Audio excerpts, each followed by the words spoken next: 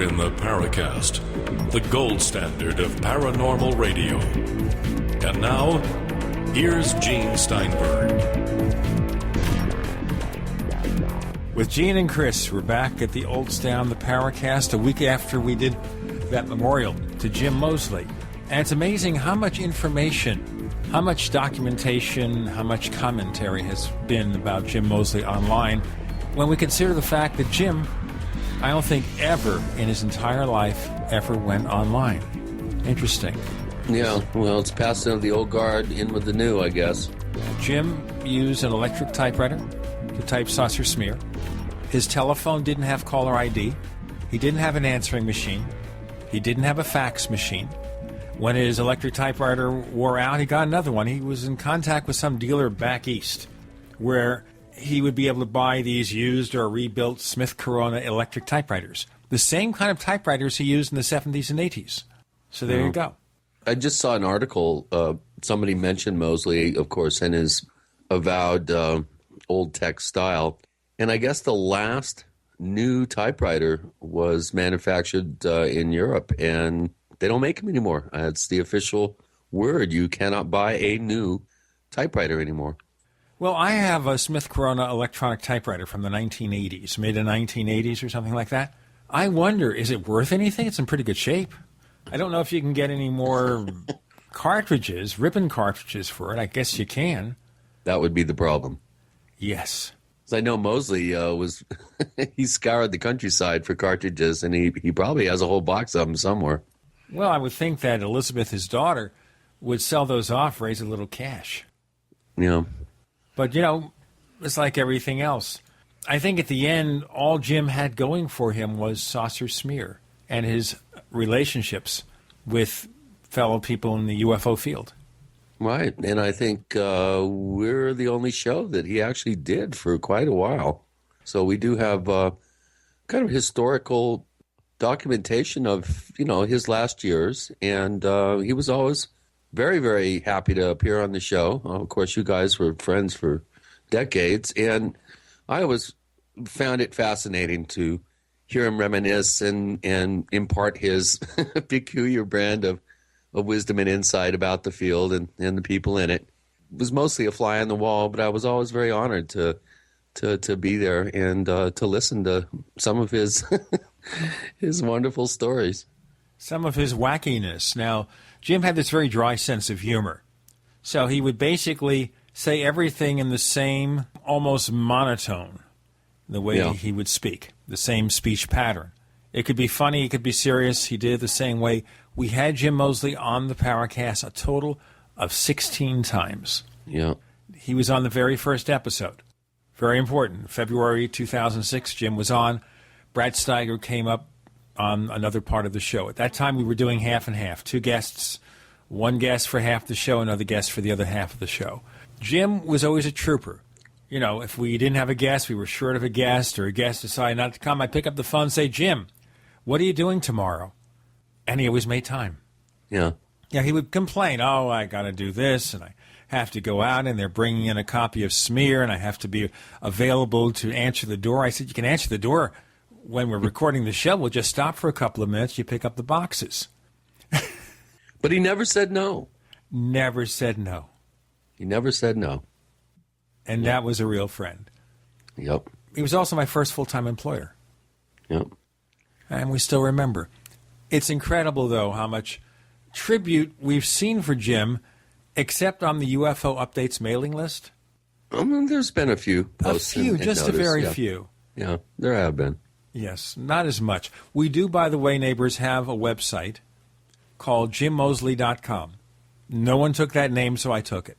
I don't have anything there in terms of content, just a couple of links and also segments of the letter he wrote to Geneva Hagen, where I guess they'd be considered his last words or nearly last words, talking about his life in a couple of paragraphs.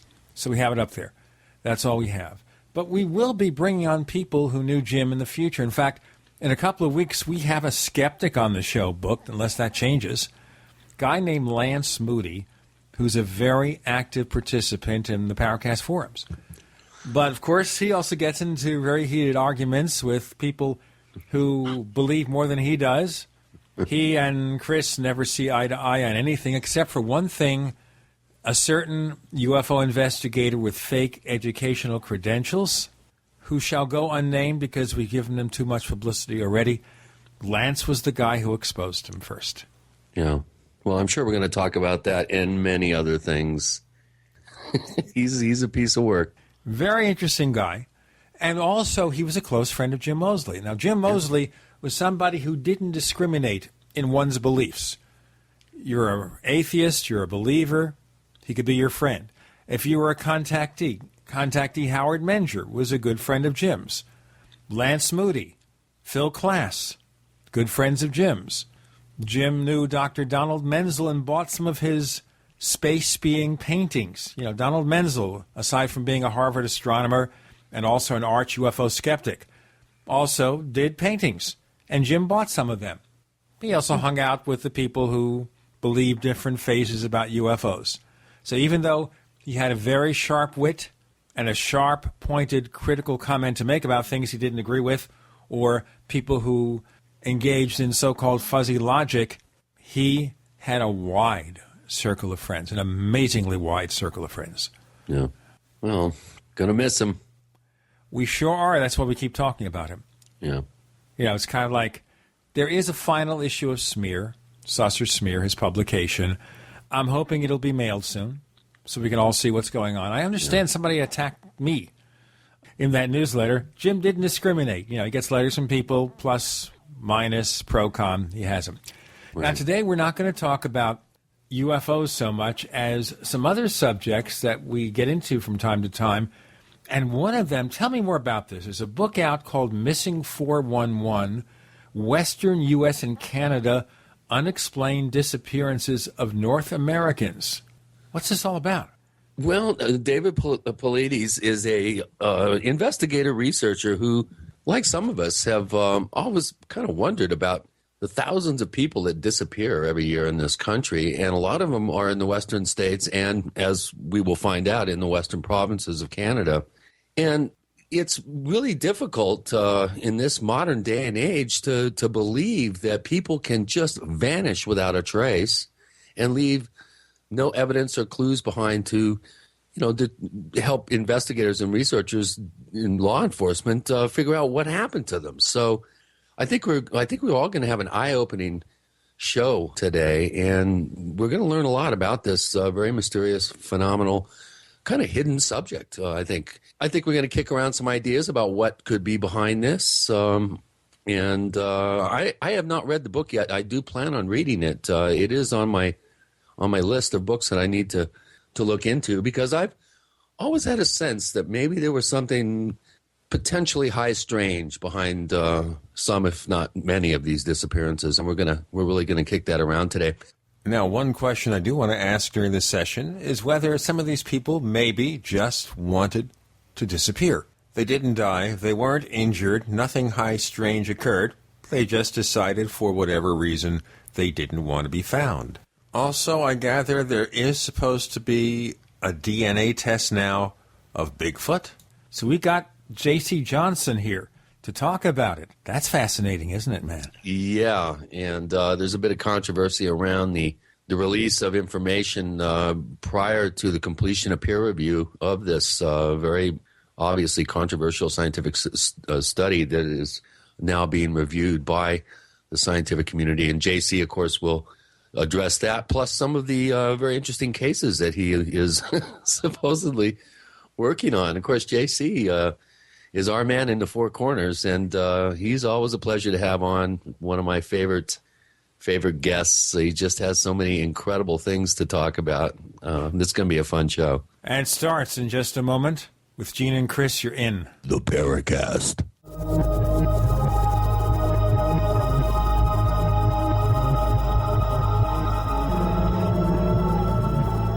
Hey, neighbors, meetings are an essential part of any business. You know, making presentations to clients, collaborating with your colleagues. Well, make them as simple as possible to run and organize. Use GoToMeeting by Citrix, the easiest, most reliable online meeting service. With GoToMeeting, you can schedule an online meeting in seconds. Attendees can join with just a click from anywhere. Meeting materials are viewed on everyone's screen, making collaboration seamless. GoToMeeting is so easy to use for you and everyone joining your meeting. Plus, with GoToMeeting, hold as many meetings as you can. For one flat rate, you have phone conferencing and voice over IP are included. You know, my listeners can try GoToMeeting free for 30 days, a month of unlimited online meetings free. Visit GoToMeeting.com, click on the Try It Free button, and enter the promo code PODCAST. That's GoToMeeting.com, promo code PODCAST. Have you ever felt like the United States government knows way too much about your financial affairs? I continue to hear stories about property seizures, frozen bank accounts, confiscation of stocks and bonds. It makes me wonder if the U.S. citizen will ever again have the right to life, liberty, and the pursuit of happiness. Unfortunately, with the Drug and Money Laundering Act, the IRS Revenue Ruling 6045 of 1984, and the Trading with the Enemy Act and Franklin D. Roosevelt's Executive Order of 1933, some precious metal holdings are subject to government intervention. For this reason, Midas Resources has prepared a report explaining the boundaries of trading precious metals privately. Whether if you have any intention of trading with Midas Resources or not, I have instructed my representatives to give this report out free. Call for your free copy at 1-800-686-2237. When investing, always proceed with caution. Again, call 1-800-686-2237. Exercise your legal right to trade metals privately. 1-800-686-2237. We all know that Berkey Water Purification Systems are the most trusted name in water filtration. As an authorized Berkey dealer for over 6 years and serving thousands of satisfied customers, the Berkey Guy offers amazing specials for Berkey Water Filtration Systems. The Berkey Light Systems include a set of self-sterilizing and recleanable black purification elements that purify water by removing chlorine, pathogenic bacteria, cysts, and parasites to non-detectable levels and remove harmful chemicals such as herbicides and pesticides. Order the Berkey Light System today, complete with 2 black Berkey elements for only $231, and the Berkey Guy will ship your order free of charge. With the purchase of a Berkey Light, the Berkey Guy is also offering a set of fluoride and arsenic filters for only $39.99. That's over 30% off the retail price. Call the Berkey Guy at 1-877-886-3653. That's 1-877-886-3653. Or order online at GoBerkey.com. That's GoBerkey.com today. Hello? Congratulations. For what? For losing all that weight. How'd you do it so fast? ASAP. ASAP what? What's that mean? Are you ready to get as skinny as possible, as soon as possible, as simple as possible, and as sexy as possible? I'm listening. Then get with the ASAP program. It's real and it works. No smooth talk, no slick advertising, and no exaggerated claims of success. I've got to know more. Welcome to ASAP, as slim as possible. Whether you have 10, 20, or 50 pounds to lose, ASAP is your weight loss answer. ASAP targets the abnormal fat reserves and makes them available to be burned as fuel and contains no caffeine or hormones. Order ASAP at wholesale prices or join the team to share the business with others. Visit GCNteam.com or call 877-878-4203. GCNteam.com or call 877-878-4203. Lose weight and look great with ASAP, as slim as possible. We'd like to hear from you. If you have a comment or question about the Paracast, send it to news@theparacast.com. That's news@theparacast.com. And don't forget to visit our famous Paracast community forums at forum.theparacast.com. We're back on the Paracast. You know, when Chris and I were talking about our guests this week, we have J.C. Johnson, cryptozoologist, and David Paulides. I wondered here, what's going to happen if I mispronounce David's name? Now, he's author of a new book called Missing 411, Western United States and Canada, Unexplained Disappearances of North Americans That Have Never Been Solved. And if I mispronounce his name, will I be one of those missing people? I don't think you have anything to worry about unless Barbara decides to hide you in some dumpster somewhere. That's very close. Okay, that's going to happen. Okay, I'm going to be hidden somewhere. Or And you should avoid wearing bright-colored clothing in the woods. Is that it? I think so. So if Bigfoot is after me, JC, what's going to happen here is that people will not look for me, or Bigfoot won't look for me if I have dark clothes. If I have brightly colored clothes, reds and yellows and everything, forget about it. I think Dave will get more into that for you. You're prepared for that, right, David? I am ready. Okay, sounds good. JC, one of the more interesting discussions happening in this day and age is this breaking story about the possible discovery of a hybrid DNA from a study of Bigfoot samples? What's going on there? Yes, indeedy. Over 109 samples were compiled pretty much from the United States and Canada. And Dr. Ketchum's been working and testing with some other scientists, multiple DNA laboratories and so forth, with the double-blind testing with the different labs, and they come back with the same results. It kind of a little bit premature because Igor Bortsev got a little bit excited and released some information kind of prematurely. Melba's even said so on television, and then she had to go ahead and do a press release a little bit early, a little bit sooner than they were ready. Is that why we're getting all this publicity? It's not quite there yet? They're still doing the research?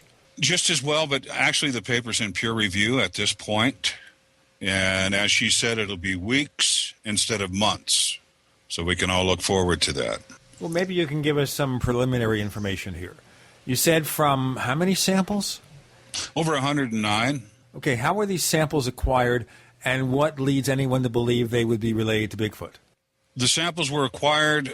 There's a lot of people out there that have excellent hair traps where they can catch the follicles in the hair so they can be tested and so forth. They've got hair traps out there. We've got a lot of people who have different methods of gathering saliva. We have different methods of gathering different things from these furry people.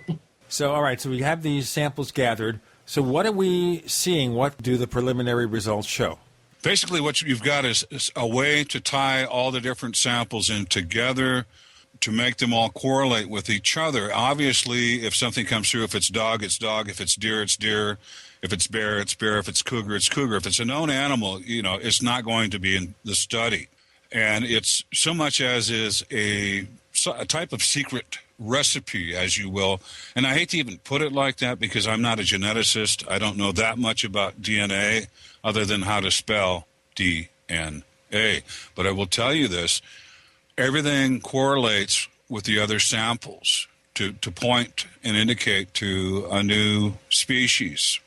All right, new species in what respect? Are they seeing things that just don't match any known species? Is it kind of like a human? What? Comes down to who's your daddy, and I think that's what's going to be in question because the mitochondrial DNA tells us who the mother was. The nuclear testing on the DNA points to who the father is, or actually tells us who the father is. So that's what's going to be in question, what the progenitor is as far as who's your daddy.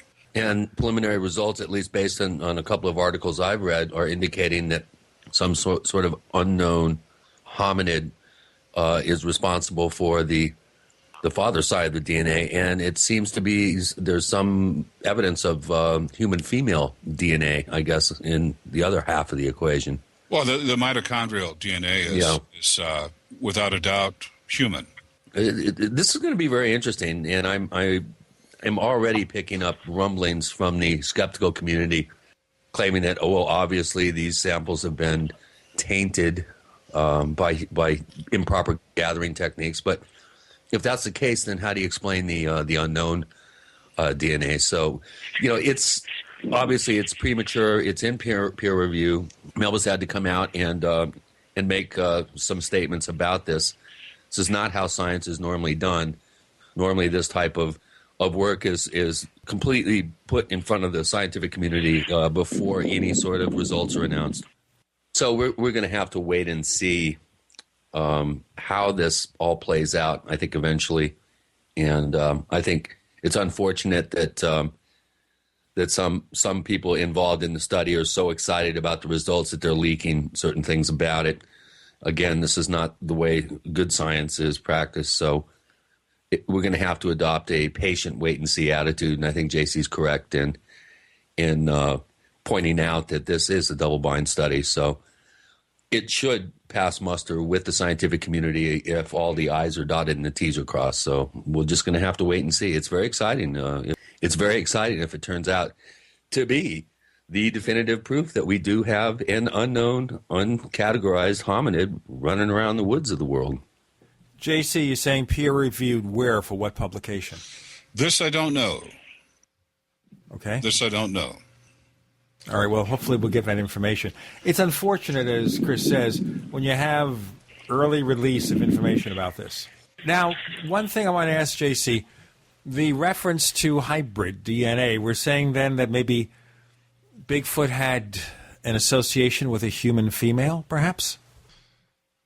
You know, this comes down to my opinion, and this comes down to a lot of the different investigations that we've done, a lot of the local lore, especially among the Dene, the Navajo. They've got stories that go back hundreds of years about women being taken by these Yetis furry people, and some of the women never coming back, some of them coming back and being with child from these furry people. So they breed into us, they breed out of us. I really can't explain it all. I'm just going to go with what I know from the stories is they do take females from Navajo lore, Pueblo people, Zuni, these different areas. They've all got, also in the Pacific Northwest. This whole scenario of presenting the female to the big hairy guy coming in from the woods, that's featured in let's say the story in films of King Kong. This is something that I think has a deep-rooted presence within native, at least North American cultures. And I remember as a kid hearing stories that the Indians, every 4 years, if memory serves me correct, would present Sasquatch with a fair maiden from the Indian village. So it's kind of like almost a sacrifice. We'll cover this in greater detail in a moment. We're talking about Bigfoot, possible DNA discoveries, and we'll talk about missing people soon. Now, if you have a comment or question about the Paracast, you can write us news@theparacast.com. Once again, that's news@theparacast.com. Or send us a tweet. We are known on Twitter as, of course, the Paracast. The Paracast on Twitter. Before we're missing, with Gene and Chris, you're in the Paracast. Are you tired of searching for great talk radio? Something more important. Search no more. We are the GCN Radio Network. Don't complain about your cable bill going up and up and up. Do something about it. Grab a pencil and jot down this special number, 1-877-804-MY-TV. The more cable TV rates go up, the better digital satellite TV looks. So, disable the cable and get more of your favorite channels in 100% digital quality for less money. Call 1-877-804-MY-TV right now to sign up for packages starting as low as $19.99 and up to 4 rooms. And there's no equipment to buy. That includes your free HD TV upgrade, your free DVR upgrade, and your free professional installation. And the best part, the pristine digital picture and sound. Call 1-877-804-MY-TV. So, what are you waiting for? Pull out your major credit or debit card. Call 1-877-804-MY-TV. 1-877-804-MY-TV. Disable the cable, cut costs, and get more. Call 1-877-804-MY-TV. 1-877-804-MY-TV. If you owe the IRS back taxes, listen carefully. Sweeping changes to IRS policies will help more people than ever eliminate their tax debts once and for all. And now, thanks to Dan Pilla, you can get the tax help you need to end your tax nightmare. Hi, I'm Dan Pilla. I've helped thousands of people reduce or eliminate tax debts they couldn't pay. And after more than 30 years of experience dealing with the IRS, I can tell you there's no such thing as a hopeless tax case. With the IRS's new policies, it's easier than ever to put your tax debt behind you once and for all. Call now at 800-346-6829 to learn how I can help you. You know your IRS debt will not go away by itself, but you don't have to live in fear anymore. Call 800-346-6829. Learn how I can help you eliminate wage and bank levies, release tax liens, and negotiate a settlement with the IRS that will put your tax nightmare behind you forever. Call 800-34-NO-TAX. or go to my website, taxhelponline.com. That's taxhelponline.com. When natural disasters strike and the water supply is shut off, you won't panic because you have a CWR emergency water filter. CWR Environmental has been supplying emergency water filters worldwide for over 25 years. The difference? CWR emergency water filters are portable, easy to set up, and exceptional at removing bacteria, parasites, sediment, and many harmful contaminants, including chlorine and harmful microorganisms. Plus, they are NSF certified to assure performance. CWR emergency water filters can produce thousands of gallons of safe drinking water from any water source and come with a 5-year warranty and money-back guarantee. For a limited time, the filters are specially priced with free shipping. Call now. 800-444-3563. That's 800-444-3563. Or go to cwrsurvival.com. That's cwrsurvival.com. CWR Emergency Water Filters. Drinking water you can trust for when you need it most. cwrsurvival.com. Millions of people are going to get sick this winter from colds, flu, and other illnesses. Don't be one of them. Protect yourself with Supernatural Silver, a revolutionary new broad-spectrum antibacterial solution. Recent advances in silver technology have resulted in a silver solution that can be used daily to prevent bacteria, viruses, mold, and food poisoning, and help improve wound healing. Supernatural Silver is safe enough to consume every day, while powerful enough to destroy the causes of many serious diseases such as strep, staph, pneumonia, colds, flus, and other harmful pathogens. This new technology has the ability to terminate entire colonies of harmful bacteria at several hundred times the effectiveness of colloidal or ionic silver solutions. The Science Digest Journal says silver is our mightiest germ fighter. It is virtually non-toxic and is emerging as a wonder of modern medicine. Go to supernaturalsilver.com today and use the promo code SILVER2012 for 20% off. That's supernaturalsilver.com, and like us on Facebook. Hi, this is Don Ecker, and you are tuned into the Paracast. Let me tell you what, you're going to hear stuff here that you probably won't hear anywhere else. Hear that, George Snorri? No, we are not missing yet.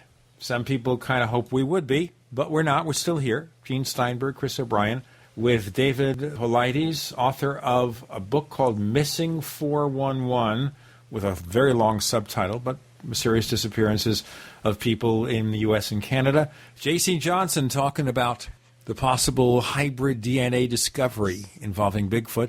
And the fact here that you and Chris were talking about, where females are offered in sacrifice to Bigfoot. And I wonder then, over the years, over the centuries, wouldn't Bigfoot become more human-like if we have this crossbreeding going on? You know, I couldn't explain that entirely, other than the fact that we've got the stories that these things have happened. It was a Franciscan monk back in the 1780s was keeping a journal, and 2 of the women had been taken by the furry people, and they were gone for almost a year, and they lived on an island in the Rio Grande, and the men would leave and they'd come back and bring them deer meat and things like that to eat. And they finally learned habitually how long they were going to be out hunting, and they escaped. And they even found a neighboring tribe on their way home that wasn't friendly with their tribe. And when they told them their story, the tribe gave them a safe passage back to their people. And they gave birth to children, I guess, that came out looking normal enough.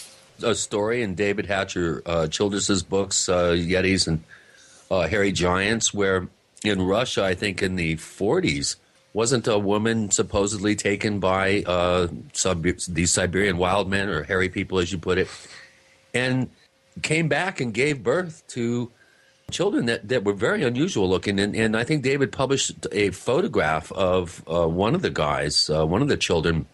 I think it's from the 50s after he had grown up, but he looks rather simian, and he doesn't look anything like his mom. Let's put it that way. So we've got a well-documented story, the story of Zaina, the wild woman that was captured. Right.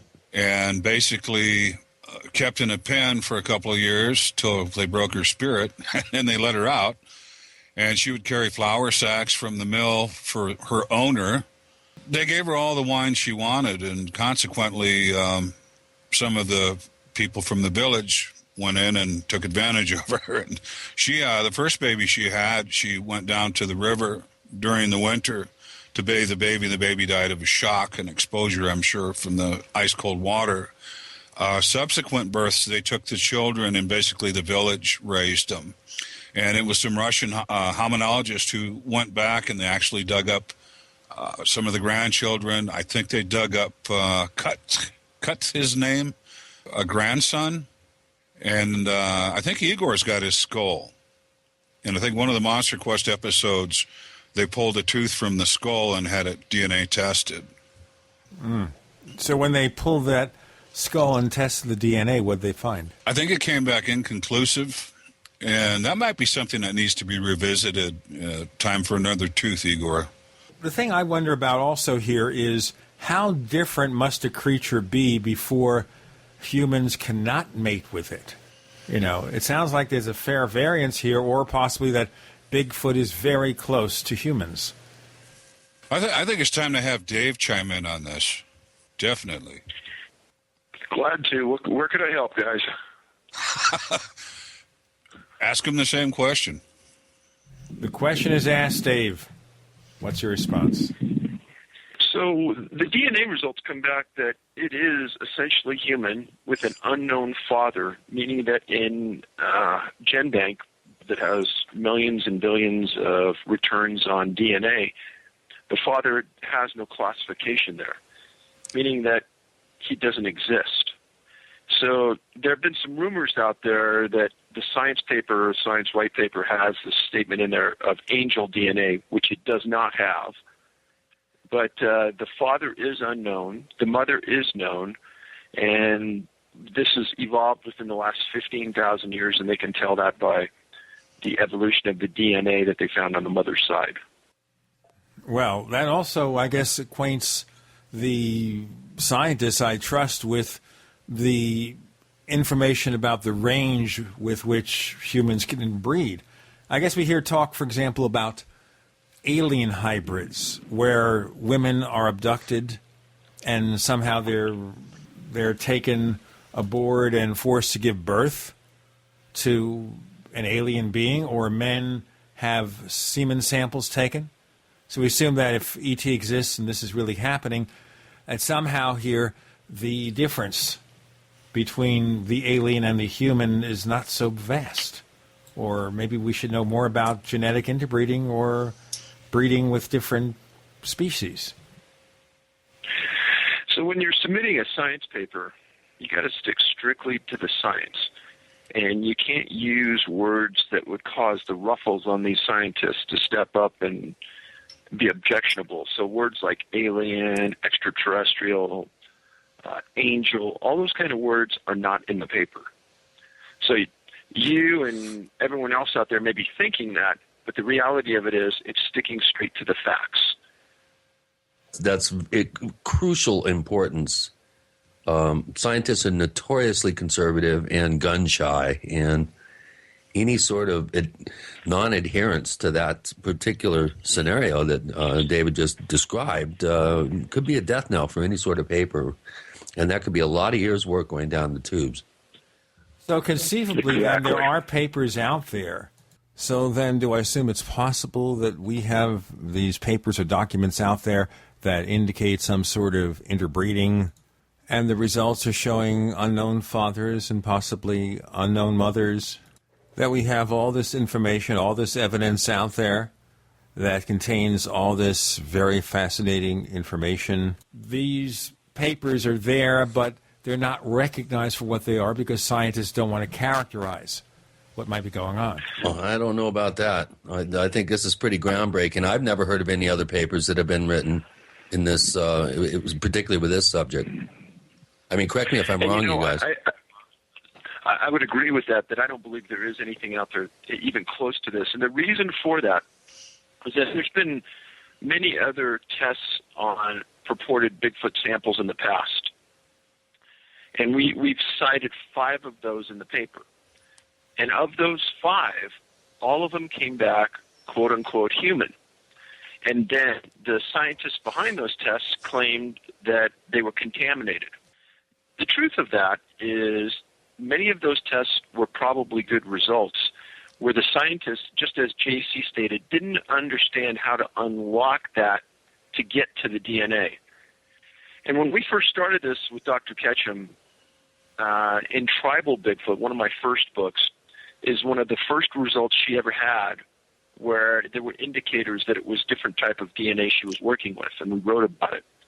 And later on, probably maybe 18 months later, this woman worked relentlessly to try to understand how to unlock this to get at the DNA. Because when you just first are working with it, it's going to, if you test for human primers, it's going to come back at the mitochondrial level as human. But to get to that nuclear side, it isn't a standard A to B to C. You have to unlock a certain set of criteria to be able to get there. And again, like JC, I'm not a geneticist, I'm not a DNA expert, and Dr. Ketchum and others have given me that education to know at a 6th grade level what's going on. But I do know that it was not an easy path, and it would be very doubtful that somebody else could find an easier path to that, because in 10, 12, 15 years that these 5 other samples have worked their way through, nobody's been able to do it. Wow, the possibilities are endless. The possibilities are fascinating, and certainly having some solid scientific evidence will help. In our next segment, we'll want to look at the potential scientific reaction to all this and how the skeptics will continue to find excuses to explain how this might be happening.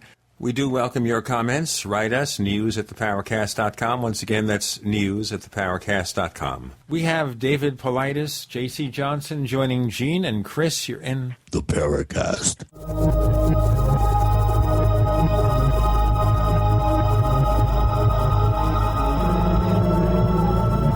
The GCN Radio Network, providing the world with hard-hitting talk radio. GCN. Great talk radio starts here. Hey neighbors, meetings are an essential part of any business. You know, making presentations to clients, collaborating with your colleagues. Well, make them as simple as possible to run and organize. Use GoToMeeting by Citrix, the easiest, most reliable online meeting service. With GoToMeeting, you can schedule an online meeting in seconds. Attendees can join with just a click from anywhere. Meeting materials are viewed on everyone's screen, making collaboration seamless. GoToMeeting is so easy to use for you and everyone joining your meeting. Plus, with GoToMeeting, hold as many meetings as you can for one flat rate. You have phone conferencing and voice over IP are included. You know, my listeners can try GoToMeeting free for 30 days, a month of unlimited online meetings free. Visit GoToMeeting.com, click on the Try It Free button, and enter the promo code PODCAST. That's GoToMeeting.com, promo code PODCAST. What do you do when your propane runs out and you don't have a large amount of wood for cooking? That's when you need a Grover rocket stove from StockStorage.com. The Grover rocket stove starts easily with any combustible material like junk mail, small twigs, leaves, weeds, or dry sagebrush. Then just add a small amount of kindling wood and you'll be cooking entire meals in minutes. Grover rocket stoves are made right here in the USA and are built to last a lifetime using heavy-duty thick-gauge steel and are painted with high-temp paint to withstand heat. Go to StockStorage.com and see 3 great Grover rocket stoves, stainless steel, heavy-duty, or our original Grover rocket stove for only $135 and get free shipping to the lower 48. For phone orders, call 801-361-6984 or go to StockStorage.com.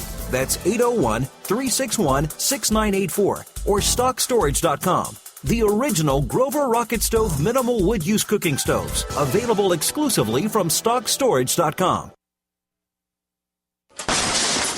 That's the sound of your door being kicked in by an intruder with a single kick. That's the sound of the same door now protected by the Door Sentinel at MySafeDoor.com. Go to MySafeDoor.com right now and watch the amazing video. At MySafeDoor.com, you'll learn how to turn your home into a fortress with the Door Sentinel. 16 kicks later, and the Door Sentinel is still holding strong. MySafeDoor.com. That's MySafeDoor.com.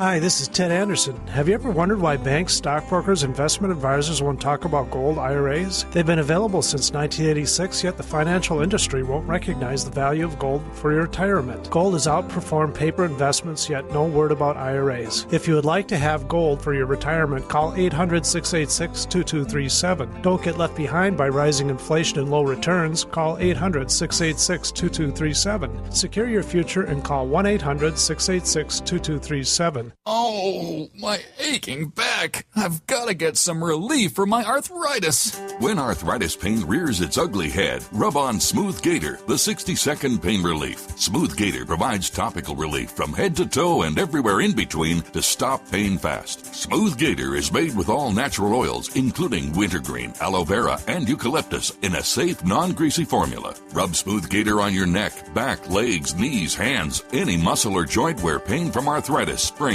strains, or backache needs fast 60-second pain relief. Smooth Gator can also be used for allergies, sinuses, fibromyalgia, and rheumatoid arthritis. In the time it took to listen to this message, you could have had relief with Smooth Gator, the 60-second pain relief. Go to smoothgator.com or phone 727-278-3137. Call 727-278-3137 or click smoothgator.com, the 60-second pain relief.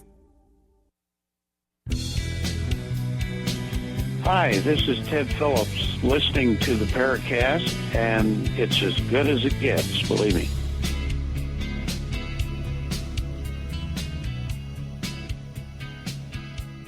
With Gene Steinberg and Chris O'Brien. We're here in the Paracast looking at possible DNA test results that may indicate human women have interbred with Bigfoot. Lots of possibilities. And as I was suggesting here, what kind of excuses will scientists come up with next? What will the skeptical, inquiring organizations say when you give them this stuff? I think the first thing they're going to say is that it's contaminated, and that'll be an easy pull the gun real quick, pull the trigger, and shoot blindly, again, without reading. But once you read the paper and you understand that there have been many, many labs involved in this, labs that don't do work on animals, just strictly on human DNA. And these labs all came back with the same result and all went through decontamination procedures, which you can do on DNA to ensure that they aren't contaminated. And all of these pointed to the same exact DNA result. So when the paper is a very large piece of work, it's mind-blowing when you get into it, when you understand it at a real basic level. So there's going to be a lot of people that probably won't really understand it, and the vast, vast majority of the public will never read it, even though it'll be available. And because they won't read it, there's going to be the naysayers who turn and twist and massage this so that it fits their criteria for refusal. And mainstream science, this isn't a group of high-level scientists from the genetic side or from DNA side that did this.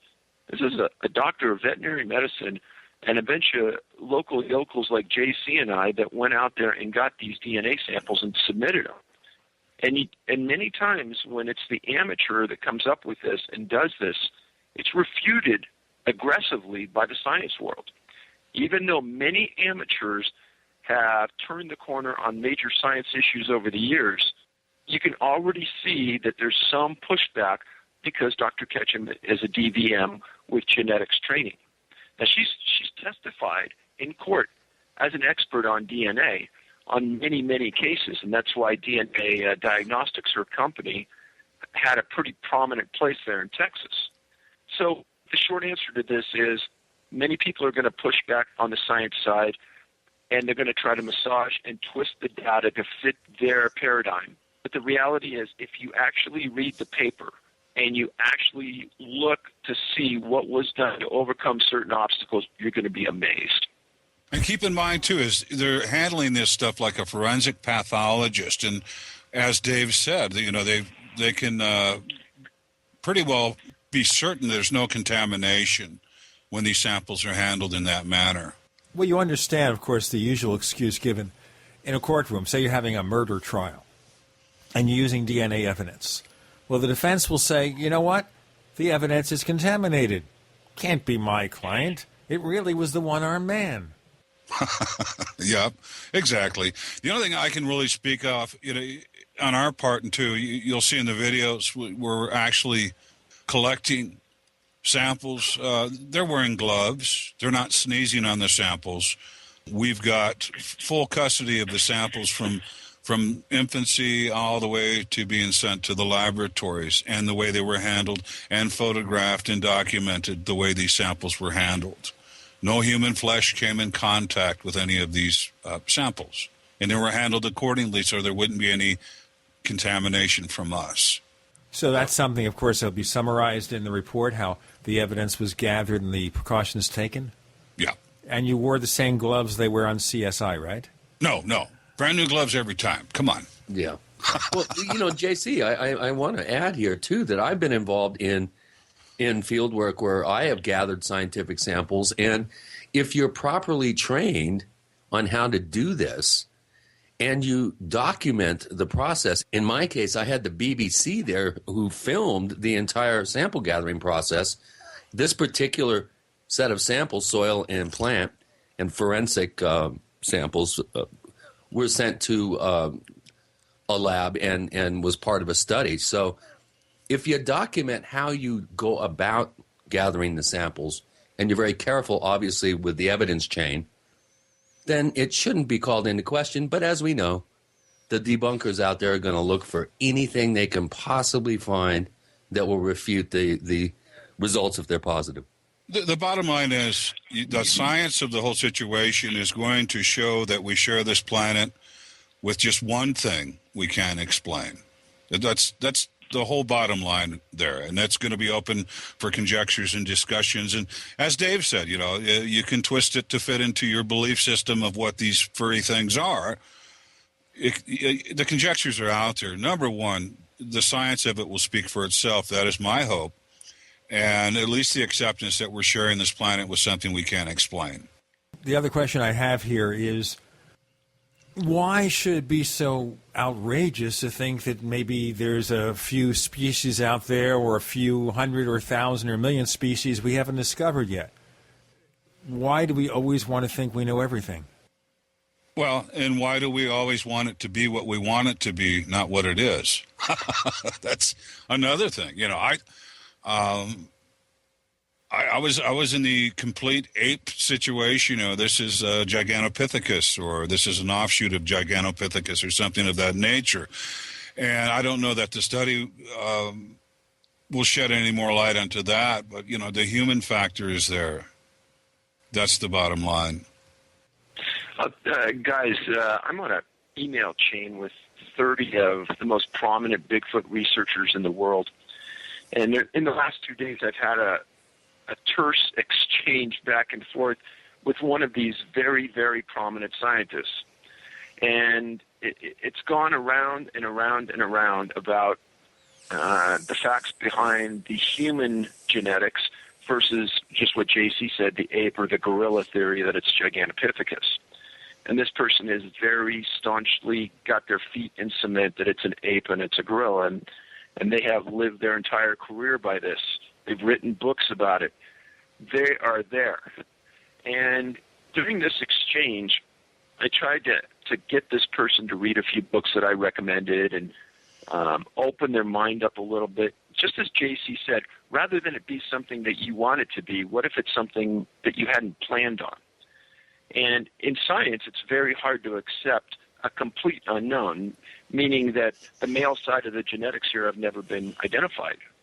So that to them, rather than accept that, it's much easier to completely discount it and say, contamination. But isn't it also true, guys, that we've always expanded our understanding of the world? Right now we believe that the Earth is 4.5 billion years old, except for a few people who still say it's 6,000 years old. We keep moving back the timeline of the first man or the first Neanderthal or the missing link or whatever. So science is always evolving. We can't expect it to always be the same. And it's a good thing, too, that science is evolving. And, we're going back further and further and further into a human history. and tool use a lot sooner. And typically, I think with us being, as far as I'm concerned, a separate creation as humankind, I think that in the situations where we ended up in caves, that was the ghetto, the slum. I think we're hardwired to build houses. I think we're hardwired to hunt. I think we're hardwired to plant. I want to ask you about the sentence there. Separate creations? How so? But it's interesting, too, that I think most of your domestic seeds start popping up about 15,000 years ago also. In what say? Define that so our listeners understand. That gets into a whole nother thought train, a whole nother can of worms. I think a lot of interesting things were happening about, actually probably around 22,000 years ago. Yeah, mankind first accidentally fermented grain. and probably the whole initial, one of the initial motivations to plant grains was to make beer. Those are definitely my ancestors, for sure. Obviously, your ancestors, not mine. The DNA trait is still there. Now, neighbors, we've been trying to find different ways for you to participate in the Paracast and have your questions asked. And the best way right now is to visit the Paracast community forums. That's the Paracast community forums at forum.theparacast.com. Once again, that's forum.theparacast.com. We have a place there called the Question Bank where you can ask your questions of forthcoming guests. The day before we recorded this show, we opened it up in our forums for questions from our listeners at forum.theparacast.com. In our next segment, we'll ask one of those questions. David Paulides and J.C. Johnson joining Gene and Chris. You're in the Paracast.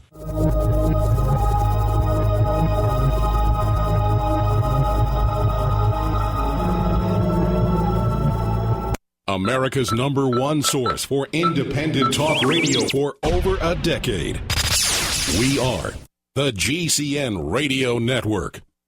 Hi, this is Ted Anderson. If you'd like to listen to GCN programs on the go, I have great news. GCN has created a Droid and iPhone application, and it's free. Just as easy as going to GCNlive.com, click on the banner, and download. Before you know it, you'll be listening to your favorite hard-hitting GCN shows, live or on demand, right on your Droid or iPhone, 24/7 and on the go. So download the Droid and iPhone app free by clicking on the banner at GCNlive.com. Thanks again for listening to GCNlive.com. Again, that's GCNlive.com. We the people grow cotton, weave fabric, engrave ink, embed strips and fibers to protect from counterfeit and carting to a private bank, having it lent back at interest, forcing taxes to service debt. This capitalism, or was Jefferson correct when stating a central bank issuing the public currency is a greater menace to the liberties of the people than a standing army? Ted Anderson, I'm placing a free silver dollar in a book that explains our monetary system. Call for your copy, 800-686-2237. It's time to understand the system. Call 800-686-2237. That's 800-686-2237.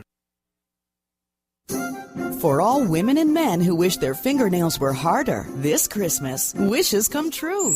Introducing Nails of Steel, a new revolutionary nail hardener. Nails of Steel puts muscle into your soft nails with a creamy, rich, natural herbal formula that is antifungal, hypoallergenic, and biodegradable. Just massage a drop of Nails of Steel over your natural or polished nails and go. With Nails of Steel, there's virtually no drying time. Within the first week, you'll notice your nails getting stronger to eliminate breaking, chipping, splitting, hangnails, and fungus. Nails of Steel makes a great stocking stuffer for women or men. And right now, get 3 1-ounce bottles for only $74.95. That's about a $5 price break on each bottle. That'll last you for months. Visit nailsofsteel.com. That's nailsofsteel.com. Nails of Steel. It's like a salon in a bottle.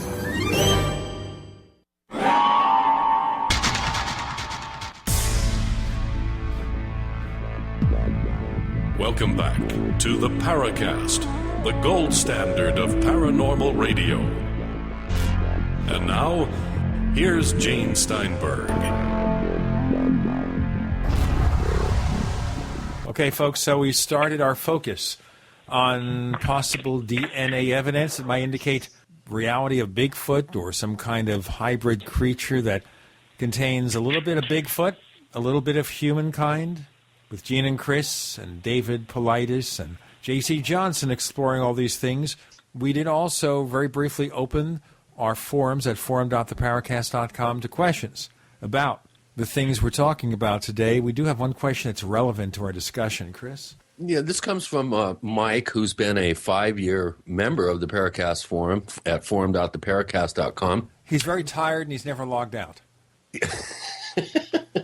Yeah, he's been around for a while, and he does ask good questions. And this is something I was wondering about, David, as well. Who is actually doing the so-called peer review on the DNA results, and how long do you think it's going to take for the actual results to be made public? I personally don't know exactly where this is at today, and it would be improper for anybody who would know to release that information. So JC, myself, and everyone else is under a non-disclosure agreement, so we can't release information that isn't already out there in the public venue, so we wouldn't say where it was at.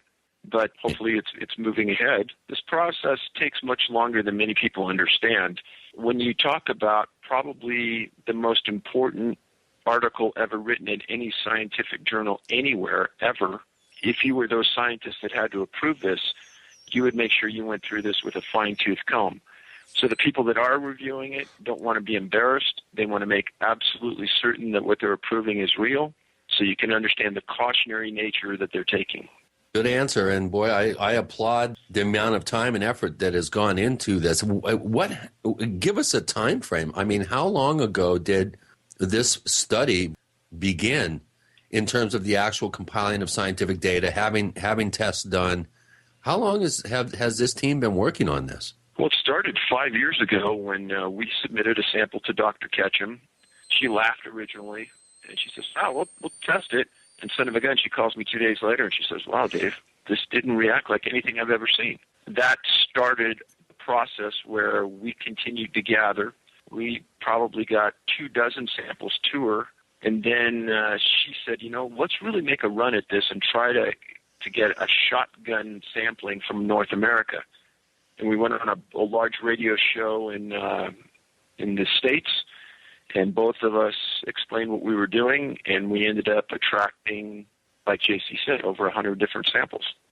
I was perplexed as to where I was going to come up with the money to have some samples tested, so we put up the YouTube video, and I got contacted by all kinds of people, and then eventually a Ketchum study seemed like the best place to go, because there was going to be a compiling of many samples verifying each other, and I thought that's the best way to go. And in the end, it was the right thing to do. It was the right place to go, because anybody else would have gotten a hold of this DNA. It would have come back the mitoside human. They would have said contaminated, or it might have come back 99% human, 1% unknown. You've got all these different factors coming back with these samples. So to have a comparative situation with all these other samples in mass that all match up with each other, that's the amazing part of it. That's really the overkill of this study, is the amount of samples in it. I hope we'll see those results in a few weeks and a few months.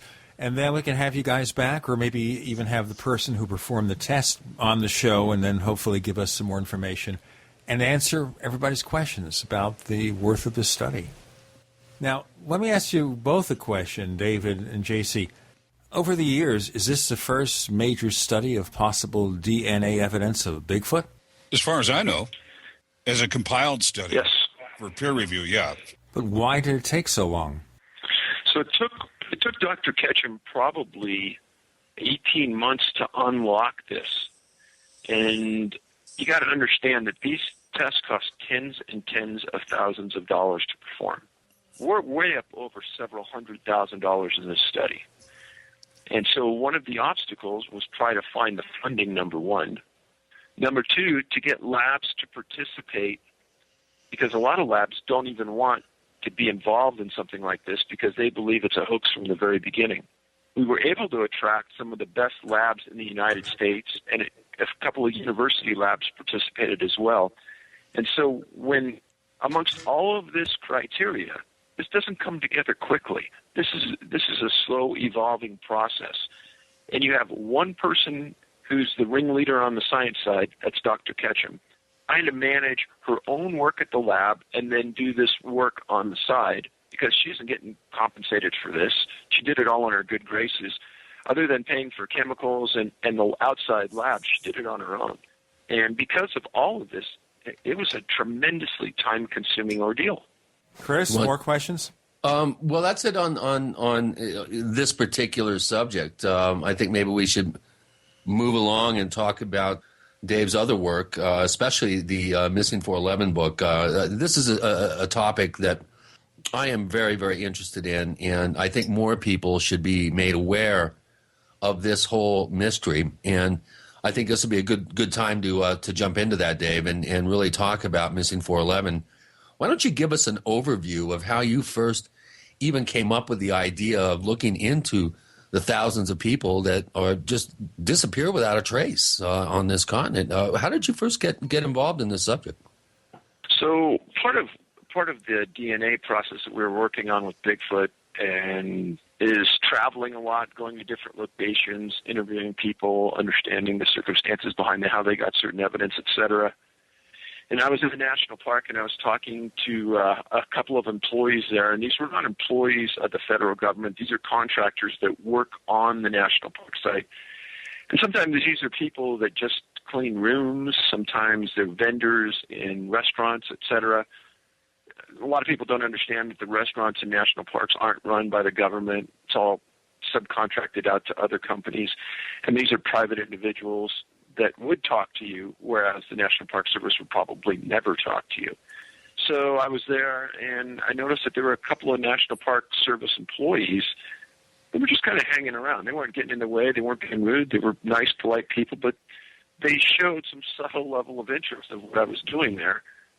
And at the end of the night, I was staying at a location off the park, and you get one of those knocks on the door. And it's kind of strange, but because no one knew, I didn't think anyone knew where I was. And a person comes to the door and says, "Hey, Dave, I'm so-and-so. I'm an employee of the National Park Service. I saw you were at the park, and we actually know who you are, and we know your work, and you're a former police officer. You've done a lot of quality things, and we know you could trust to be followed up with what we're going to tell you." And they came in and they told me a story that they'd worked at previous parks. And most National Park Service rangers and law enforcement officers, during a career, average stay is probably 7 to 9 years at one location, and then they move on. And so during a career, they may see 3 or 4 different locations. And they stated that previous places that they had worked at, they had disappearances. And they said on the face, it doesn't seem unusual. And there's a lot of publicity at the forefront when someone disappears. But after a short while, all the information stops being released. Now, maybe we can clarify this a bit more, David. When you talk about disappearances, is this something like someone doesn't come home, someone doesn't show up at work, doesn't show up for an appointment, and they never hear from that person again? This could be as simple as, hey, I'm going up to Yosemite this weekend. I'm going to hike around. I'm staying in the valley. I'm staying in a place called Curry Camp. I'm not going to go out for more than 7 or 8 hours on a hike, and I'll be back. That exact story has replicated itself so many times. So meaning that the person's not carrying a big backpack with overnight sleeping supplies, et cetera, et cetera. They may just have a day pack with a bottle of water, and they're just taking a leisurely walk up into the hills surrounding Yosemite. And they're never found. They're never seen again. Their pack's never found. Equipment's never found. Nothing is ever found. So these people lay out this storyline, and they say, there isn't any real follow-up to anything regarding disappearing people. We'll get into more about Missing 411. What's going on here? What happened to these people? David Paulides is the guy who's been doing the research. We have J.C. Johnson with Gene and Chris. You're in the Paracast.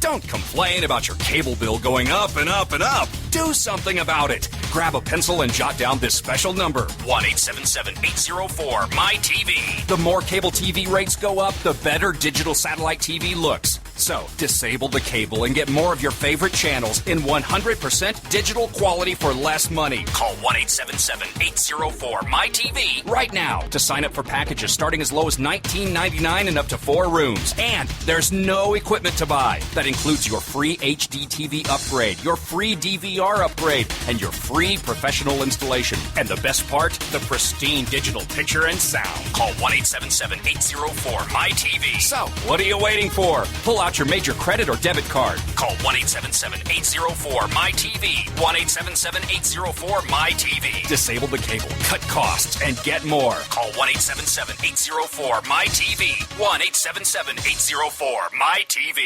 On the average, Americans work between 45 to 50 years, hoping to build up enough wealth to retire and live out their golden years. Unfortunately, with taxation, the rising cost of food, energy, housing, and medical, many retirees are forced to live below the poverty line. Is this a flaw of free enterprise, or is our monetary unit we call the Federal Reserve Note forcing us into perpetual debt, ensuring inflation and higher taxes? These questions and more can be answered by reading G. Edward Griffin's book, The Creature from Jekyll Island. Congressman Ron Paul states it's what every American needs to know about central bank power. A gripping adventure into the secret world of international banking cartel. Hi, this is Ted Anderson. I will give a silver dollar from the early 1900s to anyone who purchases this book. Call 1-800-686-2237 and order a copy today. It's critical that the public be made aware of the system. Call and order your copy today at 1-800-686-2237. That's 1-800-686-2237. You know the Constitution like the back of your hand. You've read books, listened to podcasts, attended lectures, surfed websites, and watched videos. You've made liberty your life's goal, but something seems to be missing. Stickers from LibertyStickers.com. Exercise your freedom of speech with the world's most dangerous bumper stickers. That's LibertyStickers.com. But wait, there's more. You can buy Liberty Stickers wholesale. Get them for 99 cents each when you put 100 or more in your shopping cart in any combination. Sell them or give them away. They're great for gun shows, flea markets, fairs, outreach, and more. Earn extra money, promote freedom, and spread the word. Need custom stickers, labels, or decals for your organization or business? Liberty Stickers makes them. Go to LibertyStickers.com to order or call 877-873-9626. LibertyStickers.com, the world's most dangerous stickers. Here it comes, another cold and flu season. Get ready for it and save now during the pre-winter sale at herbalhealer.com. Don't be without powerful natural flu fighters like elderberry power capsules. They support the immune system and they have antiviral properties. Another powerful antiviral is olive leaf capsules, highly recommended by Herbal Healer Academy. Also on sale is Physician Strength Oregacillin, a savior for the lungs. It fights bacteria, virus, and fungus. Our famous 4-herb capsules are a gentle liver cleanser and can be taken daily. Also featured this winter are the homeopathic detoxes, liver, kidney, lung, lymph, whole body, and brain detox on sale. And remember, as always, new customers get a free 128-page catalog with your order. Log on and hit the pre-winter specials at herbalhealer.com. Healing the world with nature, one person at a time since 1988. We'd like to hear from you. If you have a comment or question about the Paracast, send it to news@theparacast.com. That's news@theparacast.com. And don't forget to visit our famous Paracast community forums at forum.theparacast.com. With Gene and Chris, we're focusing on the new book about missing people in North America from David Paulides, with J.C. Johnson joining us too. So we're trying to figure out here when this becomes important. Now, I assume, when somebody doesn't show up, or someone goes on a vacation or something and doesn't get back, in a situation like this, unless there's a large immediate family or friends, people are just going to ignore it, right? That wasn't the angle that this person was approaching it on. That wasn't the angle we approached it on. We're just looking at people that reported as missing. They could have been in camp with 3 or 4 other people, and they just didn't come back from the hike. And they gave us this broad swath of information, a few locations to look at. They were polite, and they said, hey, you need to look into this because there's a story here, and there's a problem here, and we don't know what it is, but look into it. they left. The next morning I'm driving home. I call a couple of former law enforcement friends, and I lay out what I was just told. And I said, hey, get into the computer, make a few phone calls, find out if this is real. And within 2 hours, we came back and said, wow, there's something here that really is a story that needs to be looked into. So when you look at the national park system in the United States and Canada, it's a very well-organized federal group. They have their own police officers. These police officers go to the Federal Law Enforcement Training Center in Virginia. They are highly trained. They're better trained than most police officers in small cities across the U.S. They get federal training. They go back regularly for additional training.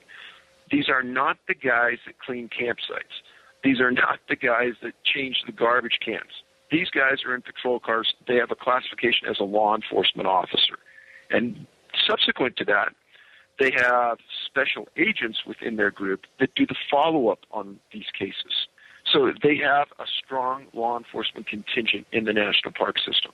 Holding that thought, and with that knowledge base, we sent a Freedom of Information Act request to the National Park Service asking for a list of missing people inside their system and a list specifically of missing people from Yosemite.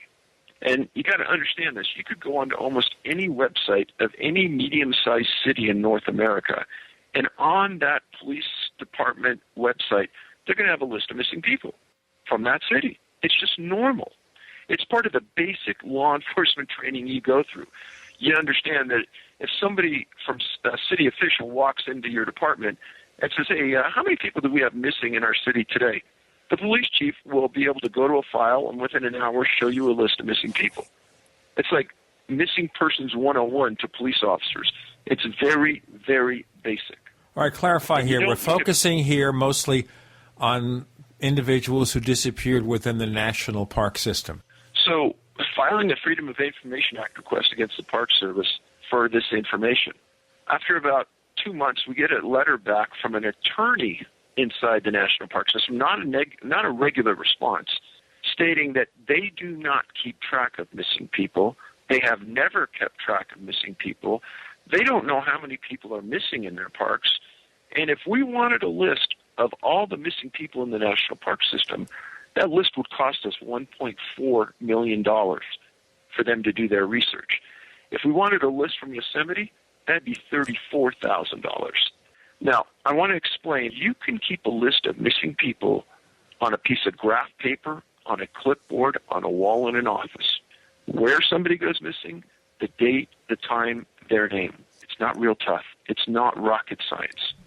And as I've been approached by many other police officers and administrators across North America, something is wrong there. This is not normal practice. For them not to be responsible enough and held accountable for this information almost shows that it was a calculated practice to not keep this information. Wouldn't it be a trivial matter just to record this in a computer? Have a computer database of this kind of information? Why wouldn't they have it? The million-dollar question. Sounds like a cover-up to me, boy, I'll tell you. $34,000 just to come up with a list of people missing from Yosemite? It doesn't Correct. make sense. Something's a little downwind to Denmark on that whole deal. So much for the Freedom of Information Act. Sure, you can get the information. It's going to cost you an arm and a leg.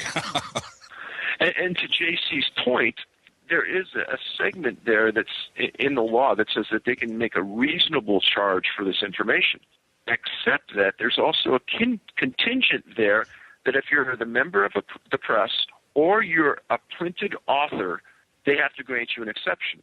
So I claim the author exception. I had 2 books printed by Hancock House, a big publishing house, and the attorney came back and said that they won't allow that exemption with me because they stated that my books aren't in enough public libraries. And trust me, friends, that is not anywhere in the Freedom of Information Act where they can claim that. So that's a new litmus test. It has to be in a number of libraries. If it's in less than that number of libraries, it doesn't count. That's wacky. And they won't tell you what that number of libraries is either. Boy, we're getting closer to the fish market here. Yeah, so continue. What did you do? And what did this indicate to you? And what was your next steps that you had to take? So when you get a response like that, anyone with any level of common sense knows this is a red flag. And so if we have to go the long distance to get the information, we'll do it. And Yosemite just happened to be a couple hours from where I lived in California. And I said, you know what? If I have to camp out at the library to go through every newspaper archive I have to, I'm going to do it. And then everyone else in our group said, hey, we'll do it too. We'll do it too. And it slowly started to steamroll. The number of disappearances in Yosemite is absolutely mind-boggling. And we're not talking about disappearances where the person fell into a river, the person disappeared near a body of water. We excluded every one of those. We're talking about unusual disappearances. One of the most unusual I wrote about was a girl 15 years old named Stacy Eris. Stacy was with her dad and a group as they were backpacking on horseback through an area called Sunrise Camps up in the higher elevations of Yosemite.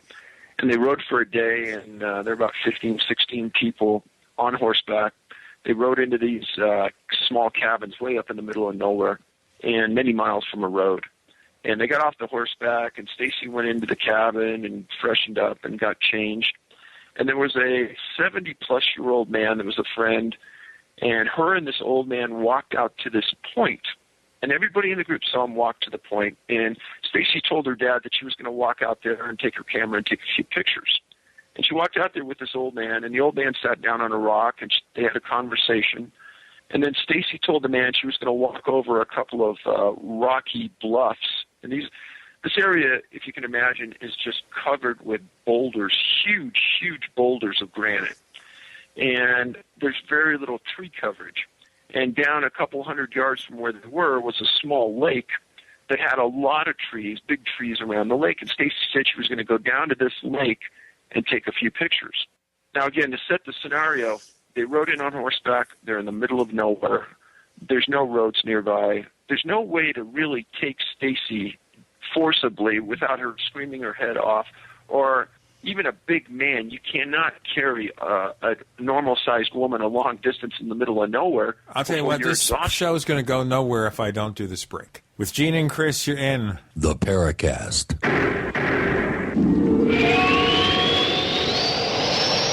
Are you tired of searching for great talk radio? Something more important. Search no more.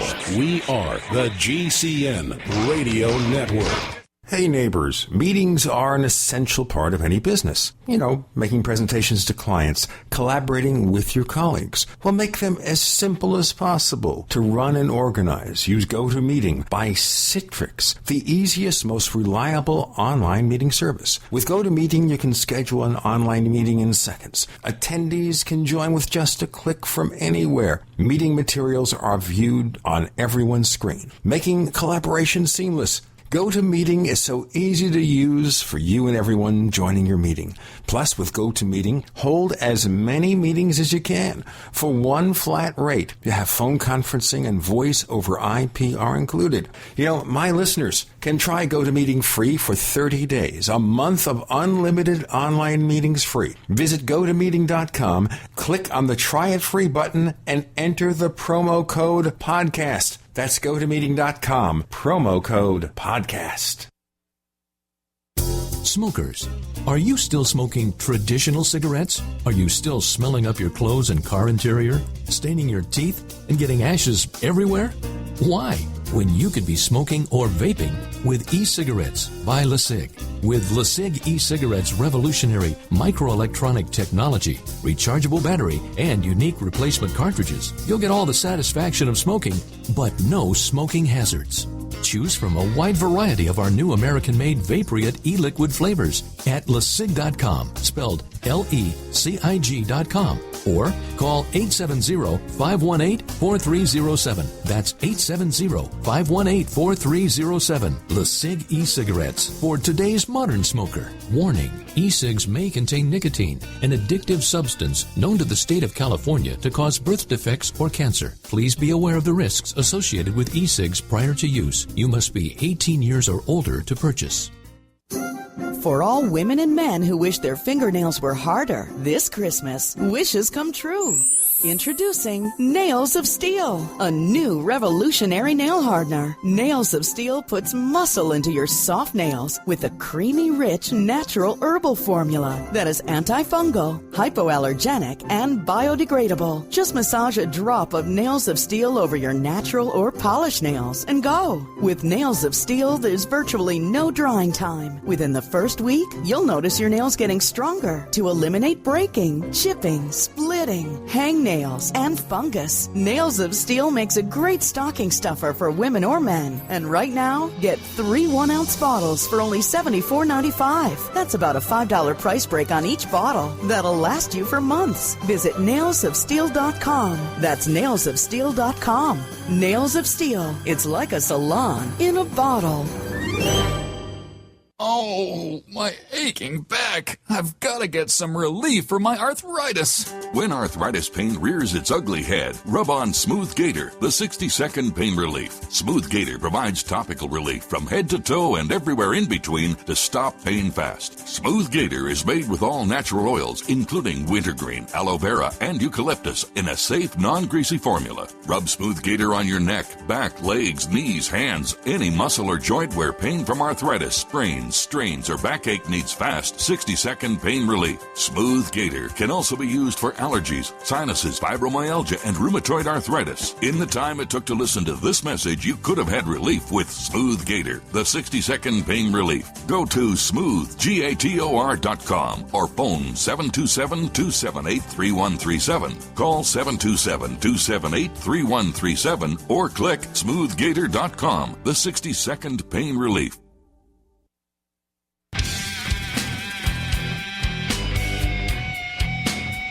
This is Kurt Sutherland, the author of UFO Mysteries, and you're listening to the Paracast. David Paulides and J.C. Johnson joining us. We're exploring mysterious disappearances on the Paracast with Gene and Chris, focusing on state parks, finding what's going on. So people are just disappearing. Before we get into some of the cases of what's involved, I suppose we could consider here, because it's possible they're being taken away by animals or something? So I'll explain the Harris disappearance, and we'll kind of walk into that.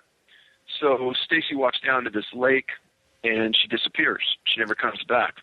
A massive search, many weeks. Probably this is back in the 60s. They spent hundreds of thousands of dollars. They never found her. And there was massive reports written about this case. The only thing they ever found was they found the lens cap to her camera on the middle of the trail near the lake. Now, we filed a Freedom of Information Act request to obtain the reports on the Stacey Harris disappearance, and the National Park Service refuses to give it to us because they say it's an ongoing case, even though nobody's looked at that case in 20 years. And there are no suspects, yet they won't give it to us. We appealed this through Congress, and we still can't get the case.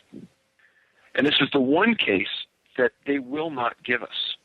Now the way it's situated, a national park, David, this means that local police authorities just can't get on there and pursue an independent investigation. Not entirely true. The actual search and rescue on national parks is oftentimes in conjunction with a county search and rescue team. But they have to be invited on the property, right? Correct. Okay. 99% of the time they are. But in this case here, the local authorities are not being invited to pursue this. No, local authorities were invited, and they did participate in the search. But the record keeping is kept by the National Park Service. So the local authorities have no independent record to access? Not going back that far. It's hard to find records on missing people with local jurisdictions that far into the past when they aren't the investigating body. The National Park Service had the responsibility of maintaining the records and keeping that case active. All right. Now, keeping the information about this disappearing woman secret for over 20 years, is this a typical problem here, or is it anomalous, or what? It's unusual. But we've had other cases in Crater Lake up in Oregon where we knew certain people disappeared during a specific period of time. The National Park Service came back and they said that they destroyed all their cases during that period of time. Duh. I said, wait a minute. The person's missing. It was a criminal case. The FBI came in. They did a search. and processed the scene, and you lost everything? They said, yeah, we destroyed everything.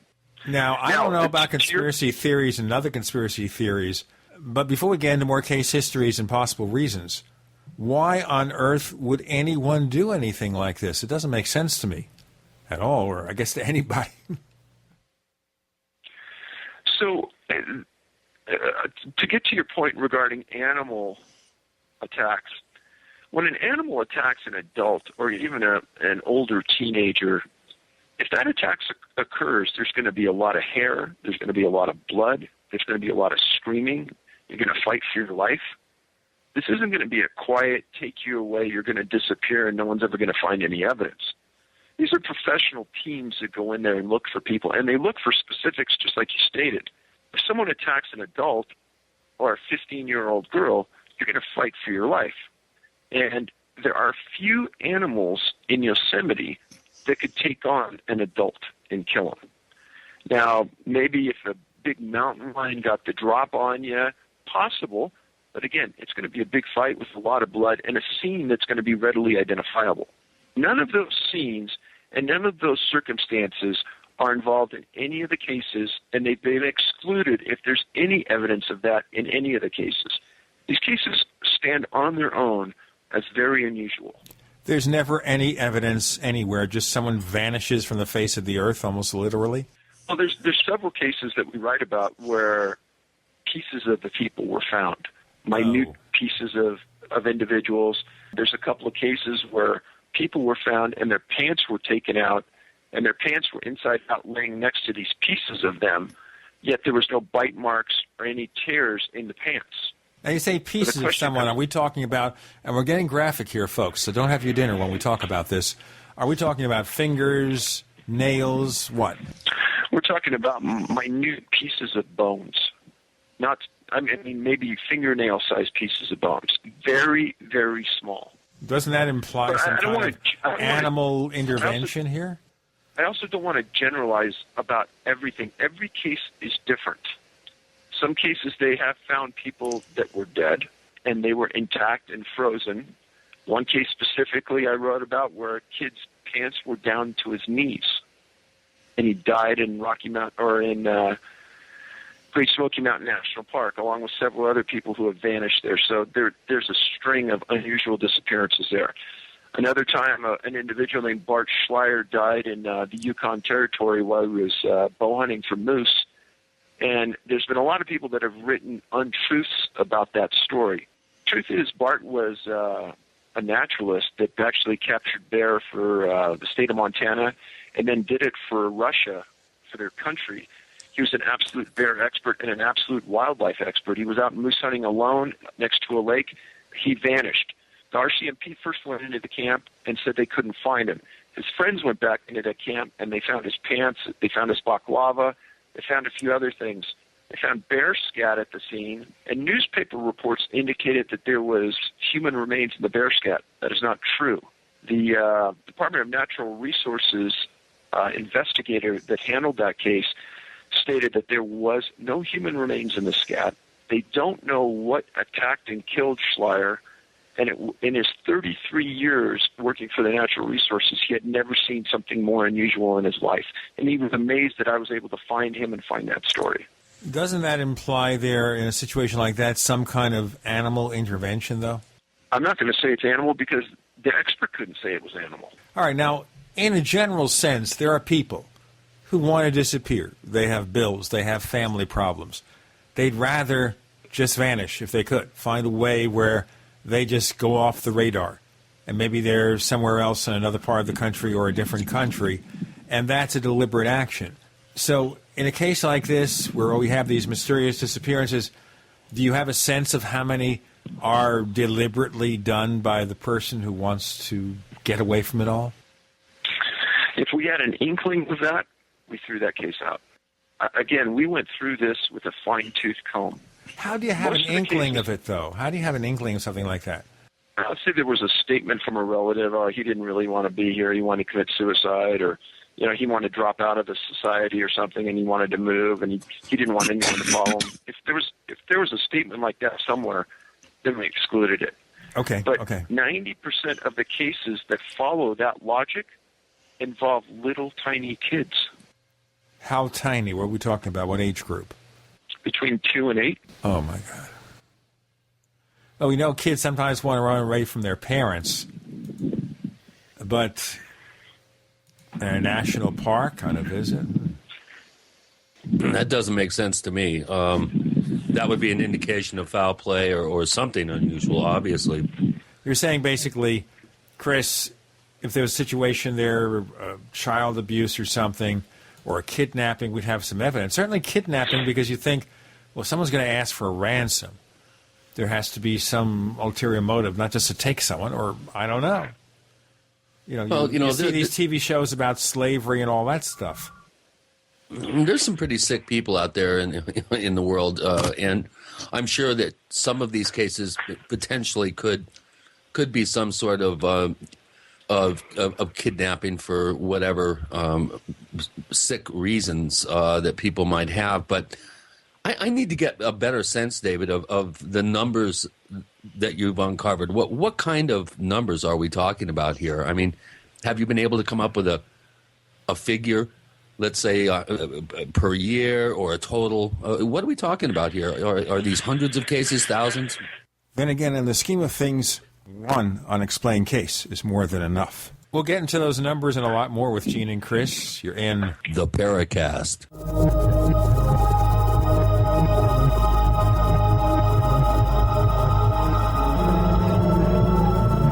The GCN Radio Network, providing the world with hard-hitting talk radio. GCN. Great talk radio starts here. Don't complain about your cable bill going up and up and up. Do something about it. Grab a pencil and jot down this special number, 1-877-804-MY-TV. The more cable TV rates go up, the better digital satellite TV looks. So, disable the cable and get more of your favorite channels in 100% digital quality for less money. Call 1-877-804-MY-TV right now to sign up for packages starting as low as $19.99 and up to 4 rooms. And there's no equipment to buy. That includes your free HD TV upgrade, your free DVR upgrade, and your free professional installation. And the best part, the pristine digital picture and sound. Call 1-877-804-MY-TV. So, what are you waiting for? Pull out your major credit or debit card. Call 1-877-804-MY-TV. 1-877-804-MY-TV. Disable the cable, cut costs, and get more. Call 1-877-804-MY-TV. 1-877-804-MY-TV. Iodine protection packs from hempusa.org are now in stock for immediate delivery worldwide. Our iodine protection packs include microplant powder, green life kelp, red palm oil, and our clear roll-on iodine that will feed the body the iodine it needs. All iodine protection packs are in stock, save you money, and ship for free in all 50 states. Visit hempusa.org or call 908-691-2608 today. HempUSA.org has a revolutionary wonder food for detoxing the body and rebuilding the immune system. Microplant powder can help unclog arteries and soften heart valves while removing heavy metals, virus, fungus, bacteria, and parasites. Plus, it cleans and purifies the blood, lungs, stomach, and colon. Keep your body clean with microplant powder. Visit us at HempUSA.org or call 908-691-2608 today. So it's off to Grandma's house for the holidays, eh? That's great. But while you're going over the river and through the woods, professional burglars are choosing easy targets to break into. Don't be an easy target. Plug in Fake TV. Fool criminals into believing someone's home at your house watching TV. Fake TV works a bit like a light on a timer, but Fake TV is far more convincing. Fake TV plugs into any outlet and simulates the light and colors of a real TV. Burglars will likely move on to easier targets and leave your house alone. Fake TV costs less than a month of most alarm monitoring plans and makes a great Christmas gift. Or it's perfect if you're traveling over the holidays or anytime. Order your Fake TV by calling 877-5-FAKE-TV or go to faketv.com. That's 877-532-5388 or faketv.com. Fake TV, the burglar deterrent. Farmers keep livestock lean and healthy with a mineral-rich diet. Then, before market, they cut off minerals, leaving them to crave high-calorie grains. If weight control is this easy, why prescribe surgery for humans? Introducing Youngevity. You could avoid 900 diseases by getting 90 essential nutrients from Youngevity. Check out 90 for Life at tobeyoungagain.com or call 855-79-YOUNG. That's 855-79-YOUNG or tobeyoungagain.com. Youngevity. It's all about saving money, getting healthy, and creating wealth.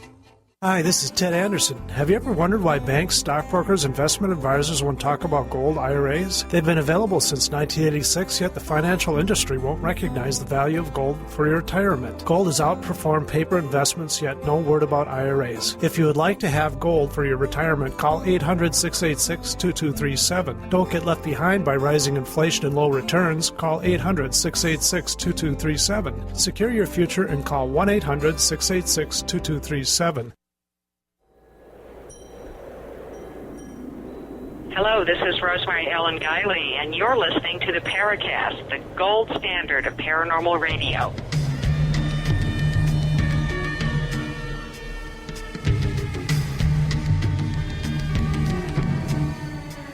In a previous segment, Chris O'Brien asked the question of David, the numbers, how many people are involved here, a year, overall, whatever, in these mysterious disappearances. David?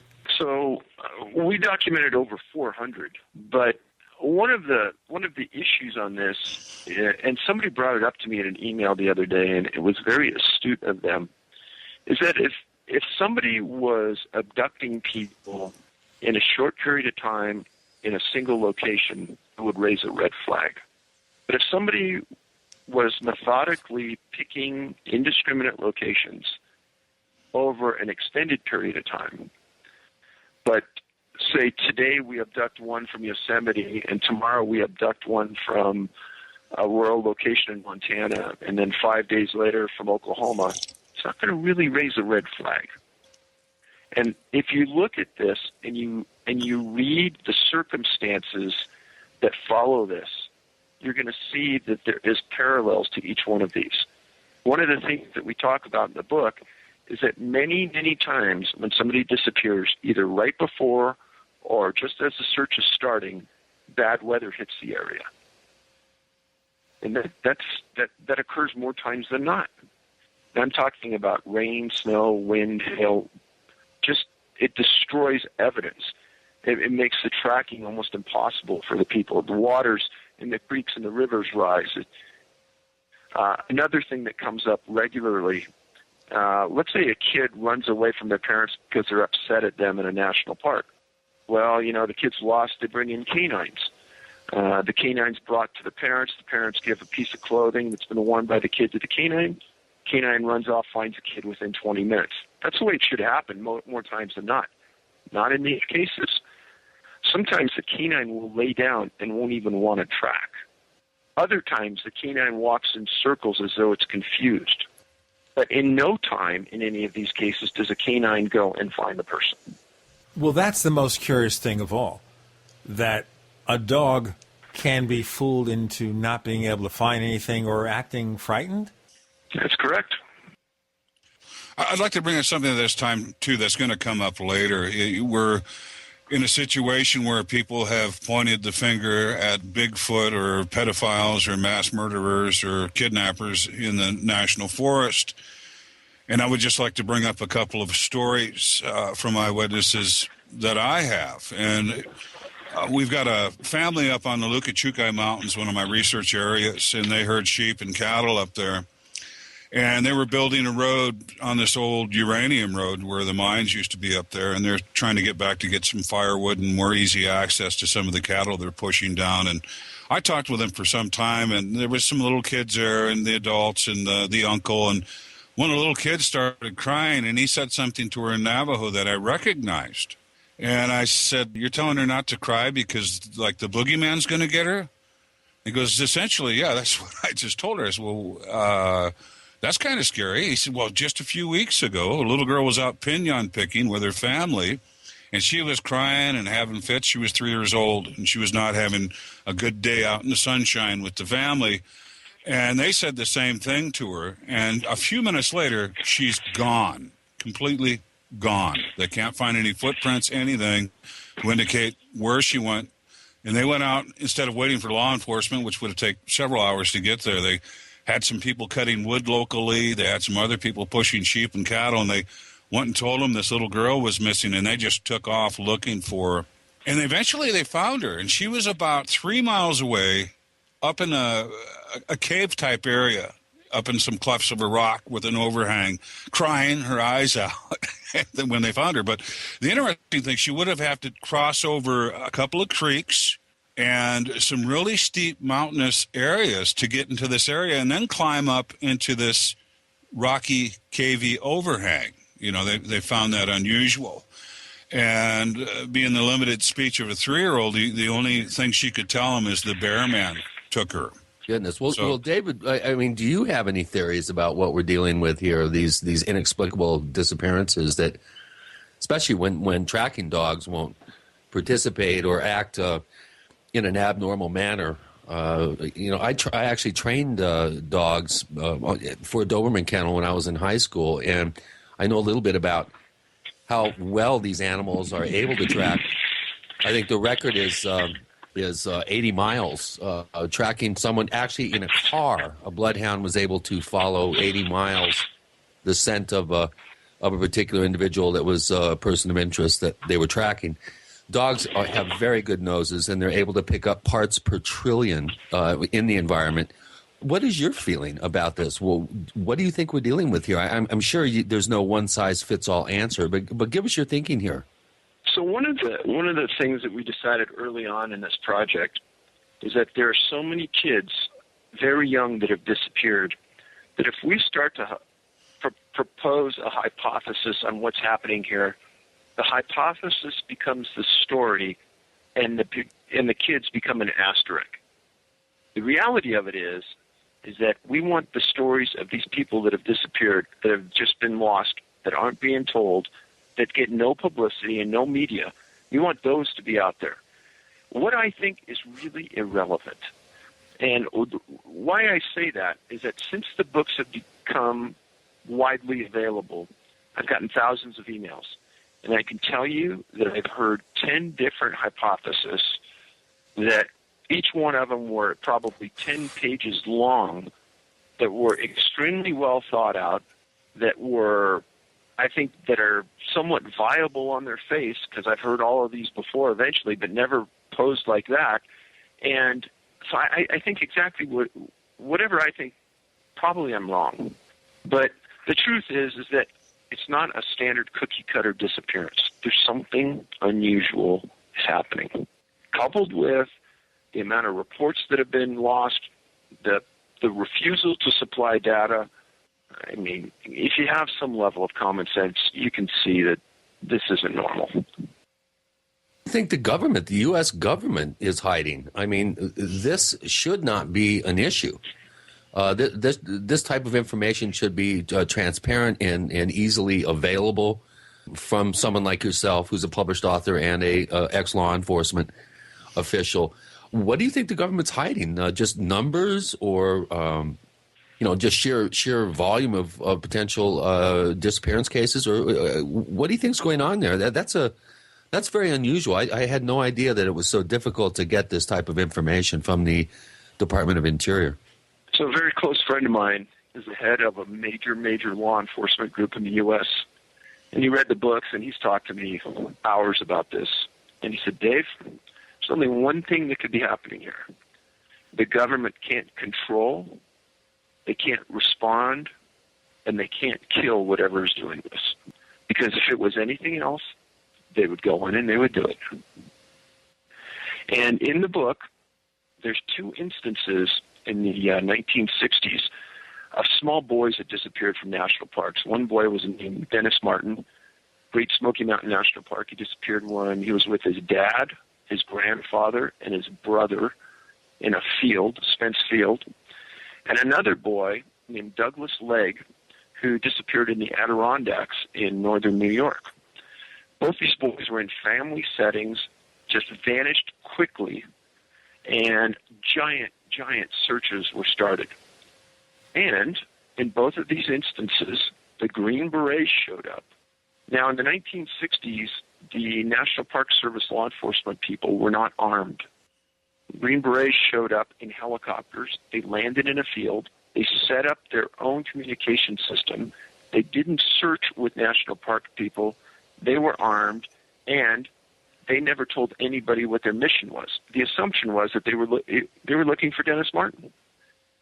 And the same exact thing happened with Douglas Legg in northern New York. Now, since these books have been out, I've got to believe that the Green Beret were somehow searching for Dennis or Douglas. Well, since the books have been out, I've been contacted by 3 different families of Green Berets. And the Green Berets signed an oath of secrecy to join Special Forces, so they'll never talk about what their mission or their mission statement was. But the families of these people who talk to them regularly, their families talk, and 3 different times I got responses only saying a very short statement, being, Green Berets do not search for missing kids. We filed a Freedom of Information Act request against the Army, asking for all the orders and all the paperwork associated with the search that the Green Berets did. And not only did we get refused, they wouldn't even respond or acknowledge the 3 separate times we filed these. We'll get into a lot more of this coverage. Why won't they give you that information? Why is it being kept a secret? With Gene and Chris, you're in the Paracast.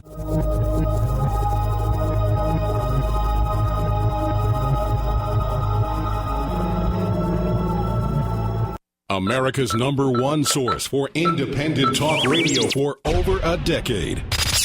We are the GCN Radio Network. Hi, this is Ted Anderson. If you'd like to listen to GCN programs on the go, I have great news. GCN has created a Droid and iPhone application, and it's free. Just as easy as going to GCNlive.com, click on the banner, and download. Before you know it, you'll be listening to your favorite hard-hitting GCN shows, live or on demand, right on your Droid or iPhone, 24/7 and on the go. So download the Droid and iPhone app free by clicking on the banner at GCNlive.com. Thanks again for listening to GCNlive.com. Again, that's GCNlive.com. Hi, this is Ted Anderson. Have you ever wondered why banks, stockbrokers, investment advisors won't talk about gold IRAs? They've been available since 1986, yet the financial industry won't recognize the value of gold for your retirement. Gold has outperformed paper investments, yet no word about IRAs. If you would like to have gold for your retirement, call 800-686-2237. Don't get left behind by rising inflation and low returns. Call 800-686-2237. Secure your future and call 1-800-686-2237.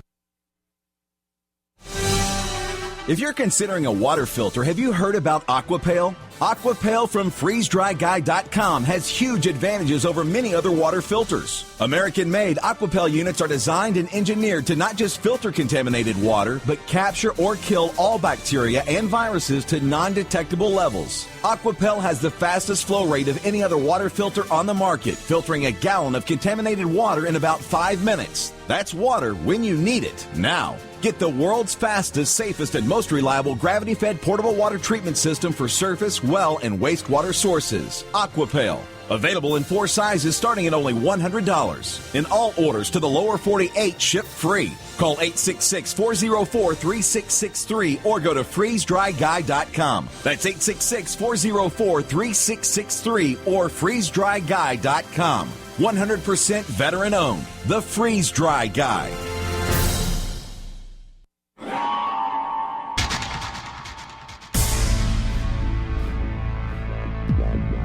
Welcome back to the Paracast, the gold standard of paranormal radio.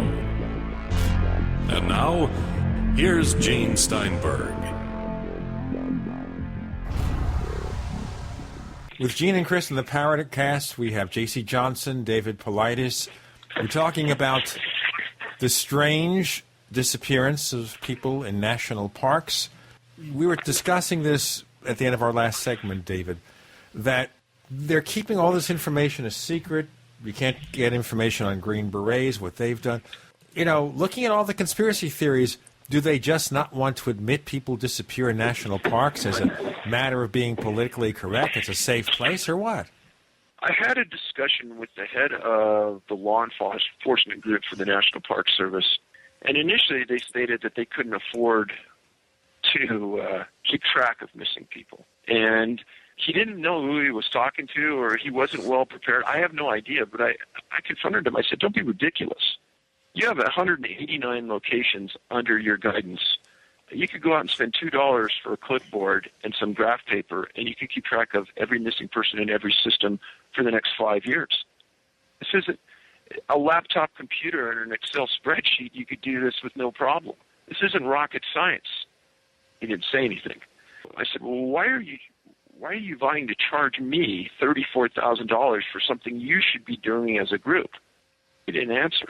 He said that at some point they were going to get some big intertwined computer network and then they'd be able to do this, but right now they couldn't do it. But didn't answer the question why it hasn't been done and why every other police department, sheriff's office in North America keeps track of this information, but they don't. This brings up the question of disappearing people in general. I forget where I read this, and I've seen it in a couple of different books or articles about a spate of disappearances in Westchester County over a short period of time. I think it was 2 or 3 years. Over 5,000 people disappeared. Now, obviously, some of these are custody battles, kids running away, that sort of thing. You have to throw out, obviously a sizable percentage of cases, but it still leaves hundreds of people that mostly younger people that disappeared without a trace. Now, you would think in a federally controlled place like a national forest or a national park that there would be accurate record keeping and transparency when it comes to this type of information. So what I'm kind of getting from this conversation, Dave, is that there is something going on that the government is aware of, that they are in a lockdown mode, if you will, in terms of transparency. They are trying to keep people like yourself at arm's length so as not to divulge numbers, tactics, response procedures, and the types of things that you would normally expect that would go into these cases. How many of these cases occur, do you think, that do not make the media, that do not generate some sort of local, let's say, media coverage or that sort of thing? People that are possibly out there on their own, loners. For instance, cars that show up in national parks and the owners are never seen again. And nobody knows why they're there or what they were doing while they were there. No remains are found. No evidence is found. I mean, how many cases like that don't involve family members turning around and their little, Betsy is gone, let's say? That's a great question. And unless the case has some media visibility, you and I would never even know about it. And I think as long as there's relatives out there, the case does get that visibility for the first week to two. Now, as an example of how complex these issues can get, in the late 1950s, a 24-year-old student from the University of California at Berkeley, a grad student, went to Yosemite with his family for a weekend. And they were staying in the populated area down in the valley, and he stated he was going to go for a day walk, a hike up into the mountains around the valley. There's thousands of these hikes around, very well-maintained trails, very well identifiable. He goes off, he disappears. So on the face, it can happen, but, in the 1950s, there wasn't a lot of visibility. So 4 months later, another University of California graduate student who didn't know this other man goes with his family, goes for a hike in Yosemite, and disappears. It took the families about 5 months to find each other and understand that there was this close proximity in time. Both were Cal grad students, both disappeared in Yosemite, both were with family members, both were staying in the valley, and both were never found. These families got together, and they mounted a huge search that lasted for months. They wrote a letter at the time to President Eisenhower, and they both stated that they felt that their sons were abducted. And they asked Eisenhower to send special forces into the park to look for their boys. Eisenhower refused. He had a subordinate acknowledge the letters, and that was it. And these two were never found. But you'd never hear about this unless somebody got into the minutia of the data, and it's probably a story Yosemite doesn't want to get out. And this is just an example of the strange and odd coincidences that occur in the disappearances that I write about. Now, a lot of people could say, that's two guys happen to be from UC, two guys just happen to be in Yosemite, two guys just happen to disappear. But ironically, both families think that they were abducted, and both families asked for special forces. It's pretty ironic. And speaking of abductions, we have a current ongoing situation here. About an hour away from me, a 13-year-old boy is missing in Colorado. The father reported him missing on the 19th. They've brought in search crews. They've brought in everybody. And this is in a fairly remote area up in the La Plata Mountains in La Plata County, with a lot of activity there as far as the strange, bizarre, and the unusual. David and I have been trading back and forth information on this, and they've lately brought in the FBI, so they are treating it as an abduction situation. And what David brought up, he said this might be the unfortunate ending of this whole story, but they'll probably find him within 2 miles of where he disappeared. He'll be in a ravine, inside some type of water runoff, or he'll be up on top of a very high place near where he was abducted. And that might be the case in this situation. Now, just wanted to cover a few bases here in terms of these mysterious disappearances. Now, allegedly, if you watch these TV shows, and of course there's a show called Criminal Minds on CBS that focuses on, I guess, what are called mass or serial killers, that there could be several hundred individuals around the United States, not counting the entire world, who kill multiple people at multiple times, serial killers. So at any time can we consider regular human criminals, as bizarre as they may be, as being responsible for any number of these cases? I think that is extremely, extremely, extremely unlikely. And as a group of law enforcement retirees that have looked at all of these cases, our gut tells us that would be almost impossible. Again, to force an adult to go with someone in the middle of the woods, especially in, say, a national forest where a lot of people are armed, and where I am and myself and JC are probably always armed, you're risking death by walking up to me and trying to get me to walk with you anywhere. Right, but you're a rarity. But there's a lot of hunters that we write about that have disappeared under very strange circumstances, too. And they're all armed. So I think that, and the paradigm that the kids that disappear almost under the nose of the parents. It's not like you let a 21-month-old walk 2 miles away from you. I mean, the kids are very, very close. There's a story about a boy named Alfred Beelhartz that disappeared in Rocky Mountain National Park in the late 1930s. He was literally walking behind his parents up a river, next to a river. The Park Service thought, as most do, that the boy fell in the river. Parents said, no, he didn't go in the river. There's no way. We weren't close enough to the river. They blockade the river with the assistance of the Fish and Game, and they searched it for a week. No, he wasn't in the river. I'll tell you what, let's continue in a second. We've got to do the break. We're focusing on one particular case history here, but we've got more with Gene and Chris. You're in the Paracast.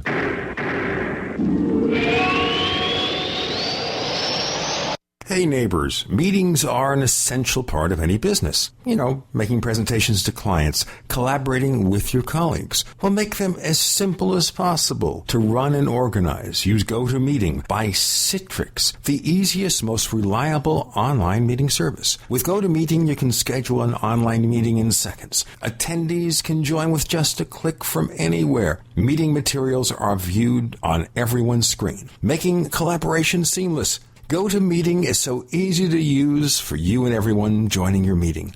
Plus, with GoToMeeting, hold as many meetings as you can for one flat rate. You have phone conferencing and voice over IP are included. You know, my listeners can try GoToMeeting free for 30 days, a month of unlimited online meetings free. Visit GoToMeeting.com, click on the Try It Free button, and enter the promo code PODCAST. That's GoToMeeting.com, promo code PODCAST.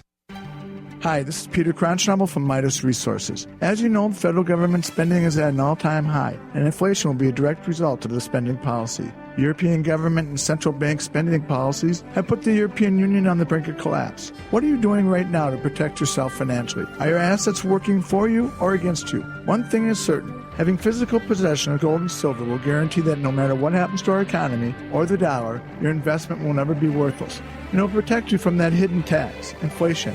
If you've been thinking about investing in physical possession of precious metals or having an IRA in precious metals, I can help. Call me today, Peter Cronschnabel at 800-686-2237, extension 108. And I'll take the time to personally put together a portfolio designed to protect what you've worked so hard for. Call 800-686-2237, extension 108. You've worked hard your whole life, and I want to work hard for you. Call Peter at 800-686-2237, extension 108. Preparedness is simple when you have the right stuff. And with the looming threat of economic collapse and possible service interruption, it's time to get the best-in-class preparedness stuff at DisasterStuff.com. DisasterStuff.com has been serving smart preppers for over 15 years with quality products like Berkey water filters. DisasterStuff.com is the official Berkey in-stock shipping center. And as always, free shipping on all Berkey products. Stock up on water barrels and accessories. Get Country Living or Wonder Mill grain mills, Excalibur food dehydrators, Tatler reusable canning lids, Sun Oven solar cookers, EMP bags to protect sensitive electronics. And don't be without your Life Straw personal water filter, all from DisasterStuff.com. Preparedness is simple with the right stuff from DisasterStuff.com.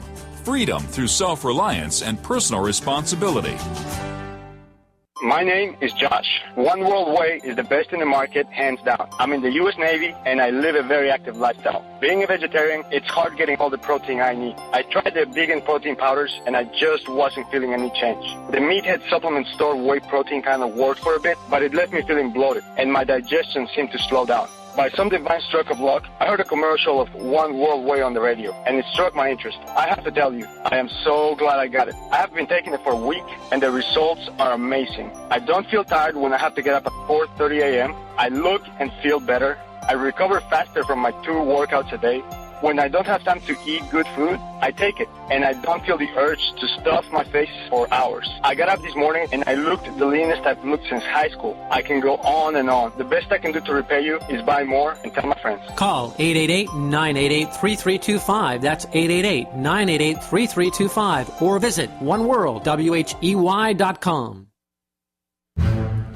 We'd like to hear from you. If you have a comment or question about the Paracast, send it to news@theparacast.com. That's news@theparacast.com. And don't forget to visit our famous Paracast community forums at forum.theparacast.com. David Paulides, who's author of this new book, 411, was focusing on one case history involving a child. So again, Rocky Mountain National Park, parents walking up a river, boy disappears essentially right behind them. They call the Park Service, they dam the creek, the river, search for a week, nothing. As this is going on, there's a couple, a husband and a wife, that are 2,500 feet further up an adjacent valley camping. And they're sitting on a rock and they hear something 200 feet above them, 300 feet above them, and they're looking at it with binoculars. And they're dumbfounded because it's a little boy sitting on the edge of this rock on the precipice of a cliff. And then the boy appears to get jerked back or pulled back into this cliffy area. Well, they don't know anybody's abducted. They don't know anything's going on. They've been up there for a week. They walk down, and there's chaos down in the valley. So they drive home. They still don't. They're tired. They read the next day in the morning paper that this boy disappeared and blah, blah, blah. And they think, wow, could we have seen something that relates to this?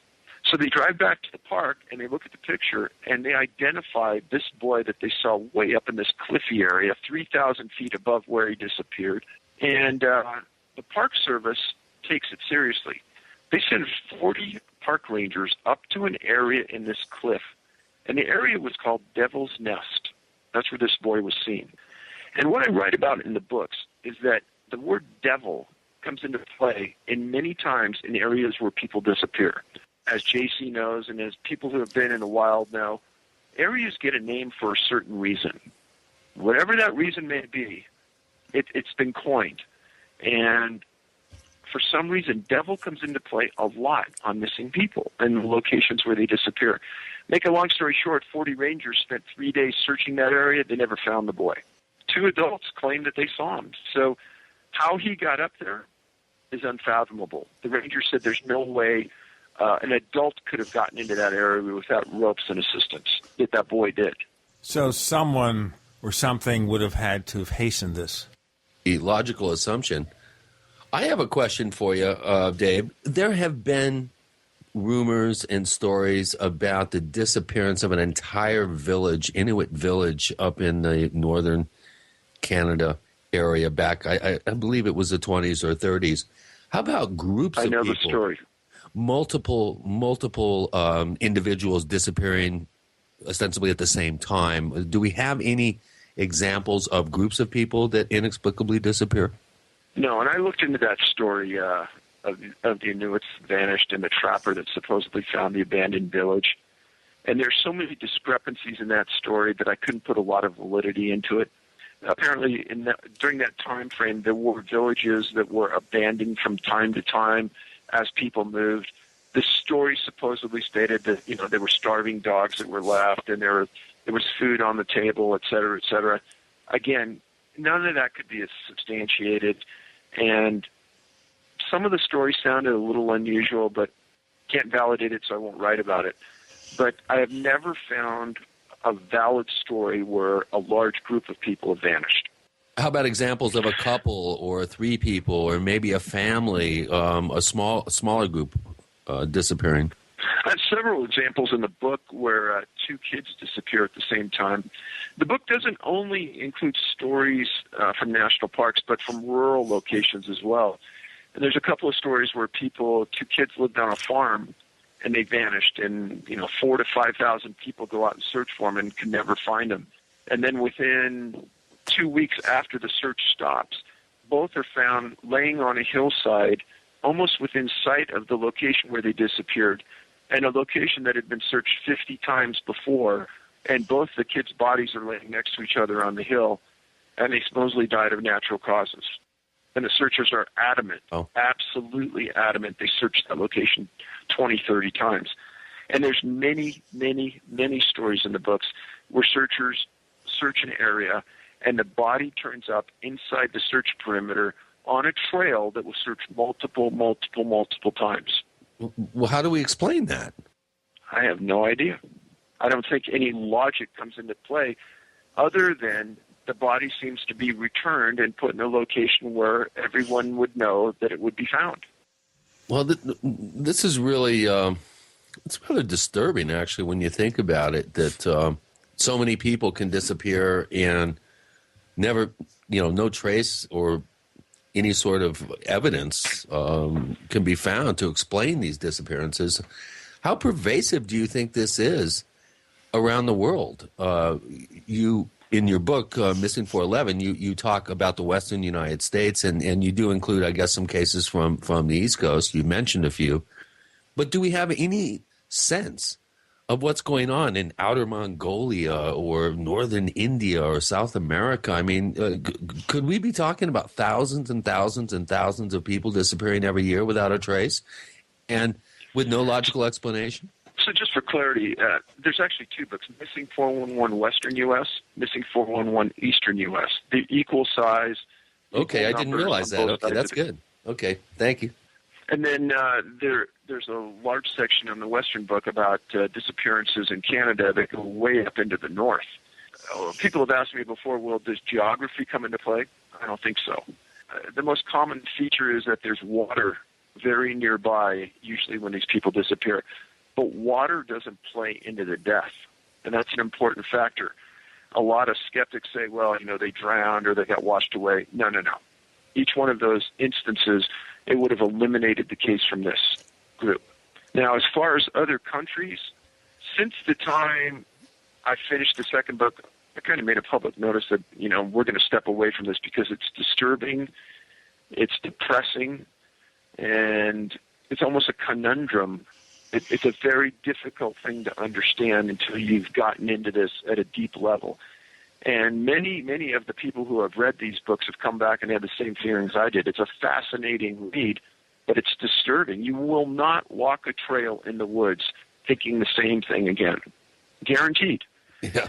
Well, Dave, if you think that's disturbing, I really would kind of warn you away from investigating the unexplained livestock death phenomenon, because I'll tell you, I know you're dealing with people and stuff, but having investigated over 200 some odd cases over the years and seeing what's been done to these animals, God forbid we should be dealing with the same scenario with people. And we probably have been, but we just don't know it yet. That's the unfortunate part. Wow. There's actually a case out of Brazil that mimics many of the livestock cases. A man disappeared and was found in the middle of an island near a lake in Brazil. And he has many of the same features that the animal the Gurupuranga Reservoir case. Yeah, it's actually quite famous in the annals of ufology, quite a standalone case. But let's just hope that we're not dealing with something as nightmarishly horrific as that particular case. Which is highly unusual, I might add, and the fact that the autopsy photos and the examination notes were released was actually by accident, and the case never should have come out into the public domain, which it did. We'll get into very much more of what's going on here. Frightening, I'll tell you. With Gene and Chris, you're in Paracast.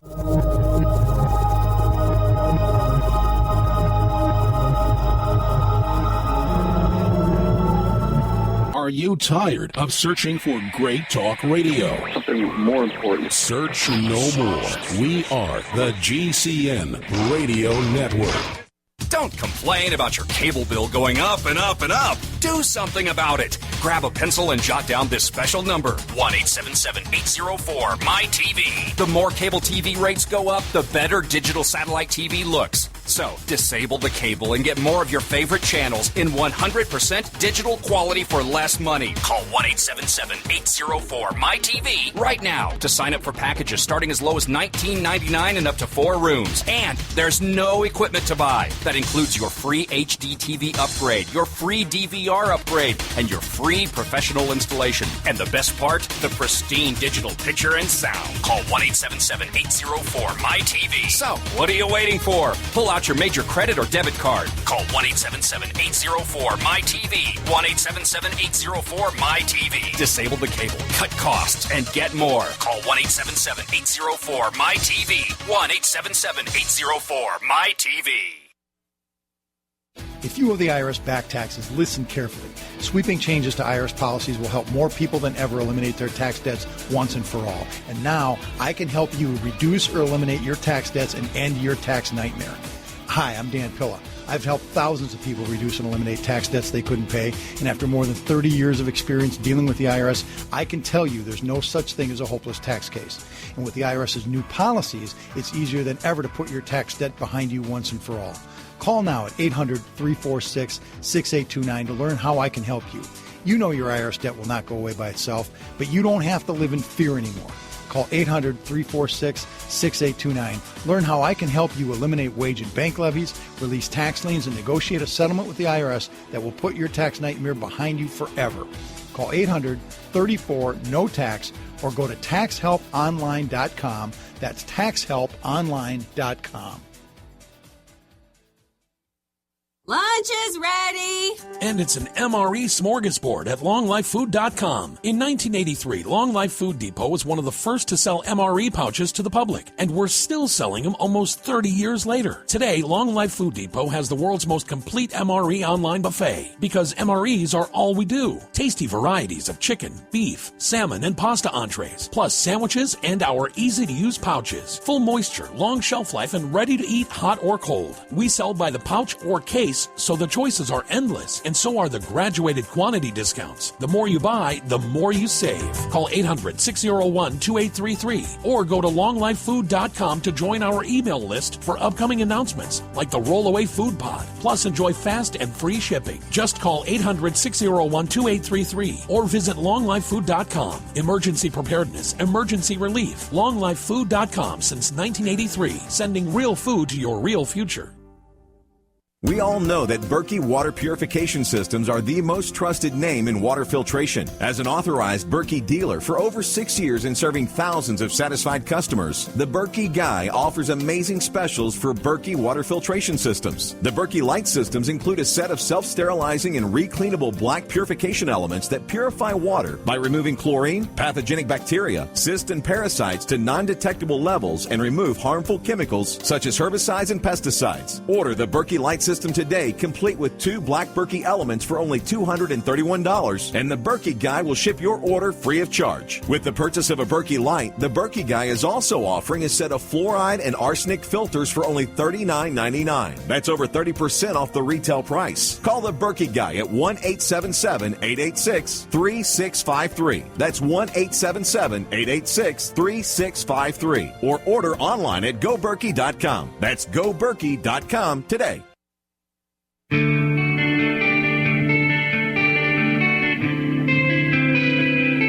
This is Jerome Clark, author of the UFO Encyclopedia and other books.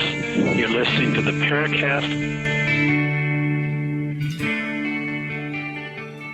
Well, I'll tell you what, Chris, O'Brien, and David, and JC, I don't know that I ever want to go to a national forest ever again after this. Just take me with you. Yeah, Gene, I don't think you've ever hiked a trail in the mountains in your life. Okay, maybe the mountains of Manhattan, you know, up and down some staircases. But correct me if I'm wrong. Have you ever camped a single day in your life? Yes. You have? Where? Besides outside of Jim Mosley's conferences to get a front row seat. Well, I didn't have to camp out. He would just give me the front row seat because he was a mensch. Oh. So, have you ever caught a fish? Yes. You have? Yes. Have you ever shot or gone hunting? Have you ever shot a rifle or discharged a firearm? A real firearm? Absolutely not. Not my scene. So if I'm doing that kind of traveling, JC, you're invited. I'll go with you. Okay. It's a and deal. I'd like to bring up something about the clothing, too, because we talked a little earlier before the program started about the clothing. I've got a property owner who I'm going to go out there and visit. He's got a werewolf dogman kind of situation going on. One of his friends was with another friend, and they were on his property, walking along. The other guy had a camera, and he was stopping and taking photographs of different things. The other guy was ahead of the trail, just maybe 20 yards or so. He still had him in sight. And all of a sudden, this wolf and dogman type of scenario comes out, snaps the guy's neck. It's walking on 2 legs, snaps the guy's neck. And you just saw your friend get killed. You're standing there in shock. He kind of ducked behind some bushes and watched as this thing removed his clothing, folded his clothing, and then carried away the body. Wait a minute, JC. I'm having a hard time swallowing that particular scenario. Who, what, when, and where? I mean, do we have any sort of documentation on this? This is a pretty well-known person as far as the strange, bizarre, and unusual. And I won't compromise this until we can get out there, because we're actually going to hunt for whatever these things are. When did this happen? A couple years ago. And can you give us an approximate location? Down south. And I hate to make an incredible claim, but I just wanted to bring that up. Yeah, that one's like so above and beyond the believable. I mean, the guy watched this happen. He was holding a camera. Well, yeah, and this happened before Dave came out with his book, and that's what I found really unusual, because I get reports of different weird things all the time, but what stuck out of my mind when Dave did come out with this book is the way this thing handled the clothing. I found it very bizarre. Why have a detail like that if you're not telling what you saw? Because that's really strange that it would fold the clothing and then take the body. Yeah, that's kind of weird. The creature is obsessive compulsive. That could be. Or respectful of maybe the guy, was wearing Gucci or Calvin Klein or something. We don't have those details. Very bizarre. But this is something, that we can address in, so to say, putting one in a box. If there's not a human factor involved with what these things are, they need whacking. There's a lot of stuff out there that needs whacking, that needs to be brought in and put before science. Well, that kind of reminds me of the a couple of the reports from the Uinta Basin around the Sherman Ranch area of dogmen leaning against trees, smoking cigarettes. In a shameless kind of plug here, Jesse Ventura's conspiracy theory is going to be airing on December 5th, which I think is that Gene? I think it's going to be after this show airs. So this show is going to be heard on December 2nd. Okay, so on December 5th, look on True TV. There's going to be what I hope to be the most insightful look at Robert Bigelow and the Sherman Ranch, which has featured reports of dogmen, wolfmen, bipedal, canine-type creatures, including the famous description by Terry Sherman of these creatures, or one of these creatures, leaning up against a tree, smoking a cigarette. That's one of my favorite descriptions of a dogman. Well, I'll tell you, you got to watch out what happens if you smoke too many cigarettes. Can't be sure if it was a cigarette. Maybe it was like some weird concoction that... It could be one of those funny cigarettes that has become legal in a couple of states in the U.S. Or kinnikinnick. A who? Kinnikinnick. JC knows what kinnikinnick is. It's a Native American herbal smoking mixture that has a variety of benign substances, and I'm sure there's variations on that theme that are less benign. But anyway, tune in, True TV, Conspiracy Theory. They're going to cover the Sherman Ranch case and the enigmatic Robert Bigelow. Okay, at least they're allowing him to be covered. Well, I think because the show ended up getting re-edited, I'm not really sure what's going to be in there. The executive producer told me they had a killer show segment, and it's still good, he says, but it's not as good as it was. Evidently, they were put under some pressure. It would be the assumption to allow the higher ups to go in and have the piece re-edited. So we'll just have to wait and see. Put your TiVos on record. That's why it's important to know your producer and the integrity of the program. Because once it hits the cutting room floor, you don't have a lot of control over the spin they put on things. Well, all I know is when Ty, his son, Ty Ventura, Tyrell, went on a radio program a couple of months back and was talking about the season, which had been put on hiatus for 8 months while they were doing their re-editing jobs. He said that the one segment that out of the whole season that he was looking forward to seeing the reaction of, and the one that impressed him the most was the one that Ryan Skinner and myself were involved with up at the Sherman Ranch in Utah. It was pretty interesting, and I'm kind of wondering what's going to end up in the segment and what's going to be excised. We'll have to just wait and see. We can have a discussion on that after. Maybe get Jesse Ventura back on the show. That would be fun. Or actually, let's get Ty, his son, and Oliver Stone's son, Sean Stone, who was there with us. Of course, Oliver Stone is the famous director, Academy Award-winning director. Sean, a really interesting guy. Ty, a very interesting guy. I think these guys should do a show with Dave on the missing persons. I mean, it does fall into this kind of conspiracy theory, ballywick. I think if more people in this country knew about these strange disappearances, there'd be much more of a public outcry for accountability by our government, especially when it has to do with federally owned lands, national parks, national forests, federally mandated procedures that aren't transparent. I think is a major issue and deserves as much attention as we can bring to that subject. Wouldn't you agree, Dave? I'm in your corner 110%. I think that if the public had the knowledge base that you and JC and myself have, that they would be outraged.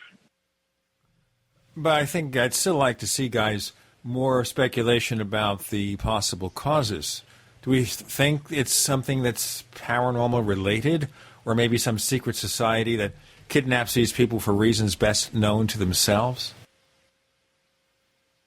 Not going to touch that one. How about you guys?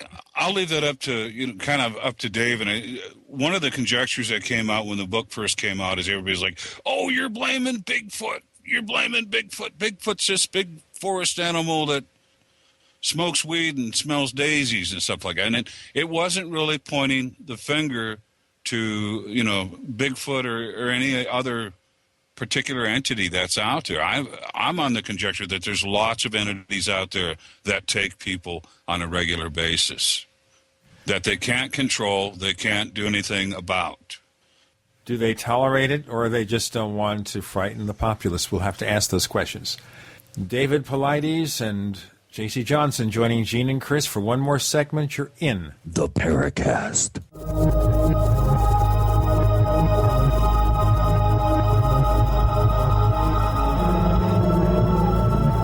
The GCN Radio Network, providing the world with hard-hitting talk radio. GCN.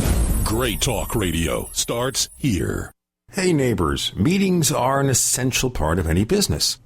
Making presentations to clients, collaborating with your colleagues. Well, make them as simple as possible to run and organize. Use GoToMeeting by Citrix, the easiest, most reliable online meeting service. With GoToMeeting, you can schedule an online meeting in seconds. Attendees can join with just a click from anywhere. Meeting materials are viewed on everyone's screen, making collaboration seamless. GoToMeeting is so easy to use for you and everyone joining your meeting. Plus, with GoToMeeting, hold as many meetings as you can.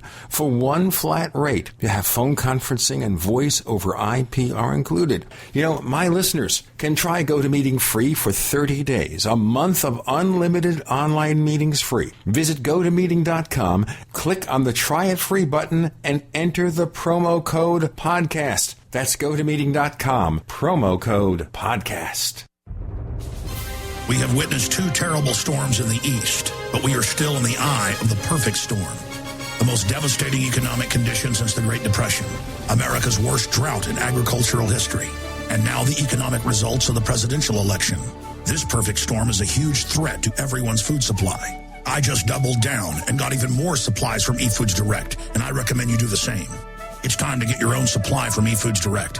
I know I won't be standing in a bread line trading my freedom for food. I'm taking control of my future, and you're nuts if you don't do the same. Go to efoodsdirect.com/Alex to find the specials. And you can start with a holiday gift pack that's normally $80, now under $50. Remember, I can warn you, but I can't feed you. Call 800-409-5633 or efoodsdirect.com/Alex. Would you rather prepare 6 months too early or 1 day too late? 409-5633 or efoodsdirect.com/Alex. Smokers, are you still smoking traditional cigarettes? Are you still smelling up your clothes and car interior, staining your teeth, and getting ashes everywhere? Why? When you could be smoking or vaping with e-cigarettes by LeSig. With LeSig e-cigarettes' revolutionary microelectronic technology, rechargeable battery, and unique replacement cartridges, you'll get all the satisfaction of smoking, but no smoking hazards.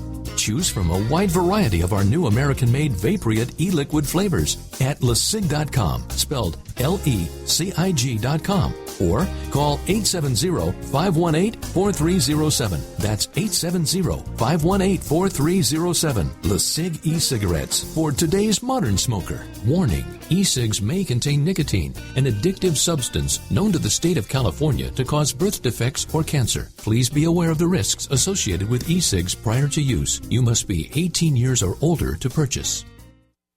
Alex Jones here with a message that could revolutionize health in this country. Going back about a year and a half ago, I began to learn about the incredible health effects of longevity products. Aaron Dykes lost 92 pounds. We're going to show you some before and afters. Aaron Break down what happened, your story. I've worked really hard with diet and exercise to try to lose weight, but I just didn't get the results. It just didn't happen. Then I saw what you were doing with InfoWarsTeam.com. I wasn't even trying to lose weight, but I got it because I wanted to feel better energy. I wanted that nutrition. Didn't even understand how that could kickstart my own weight loss goals, but the products did that for me. I found myself suddenly losing weight, more energetic, wanting to exercise, wanting to eat the right foods. And they don't even advertise it as weight loss. I want to challenge our radio listeners to go to InfoWarsTeam.com.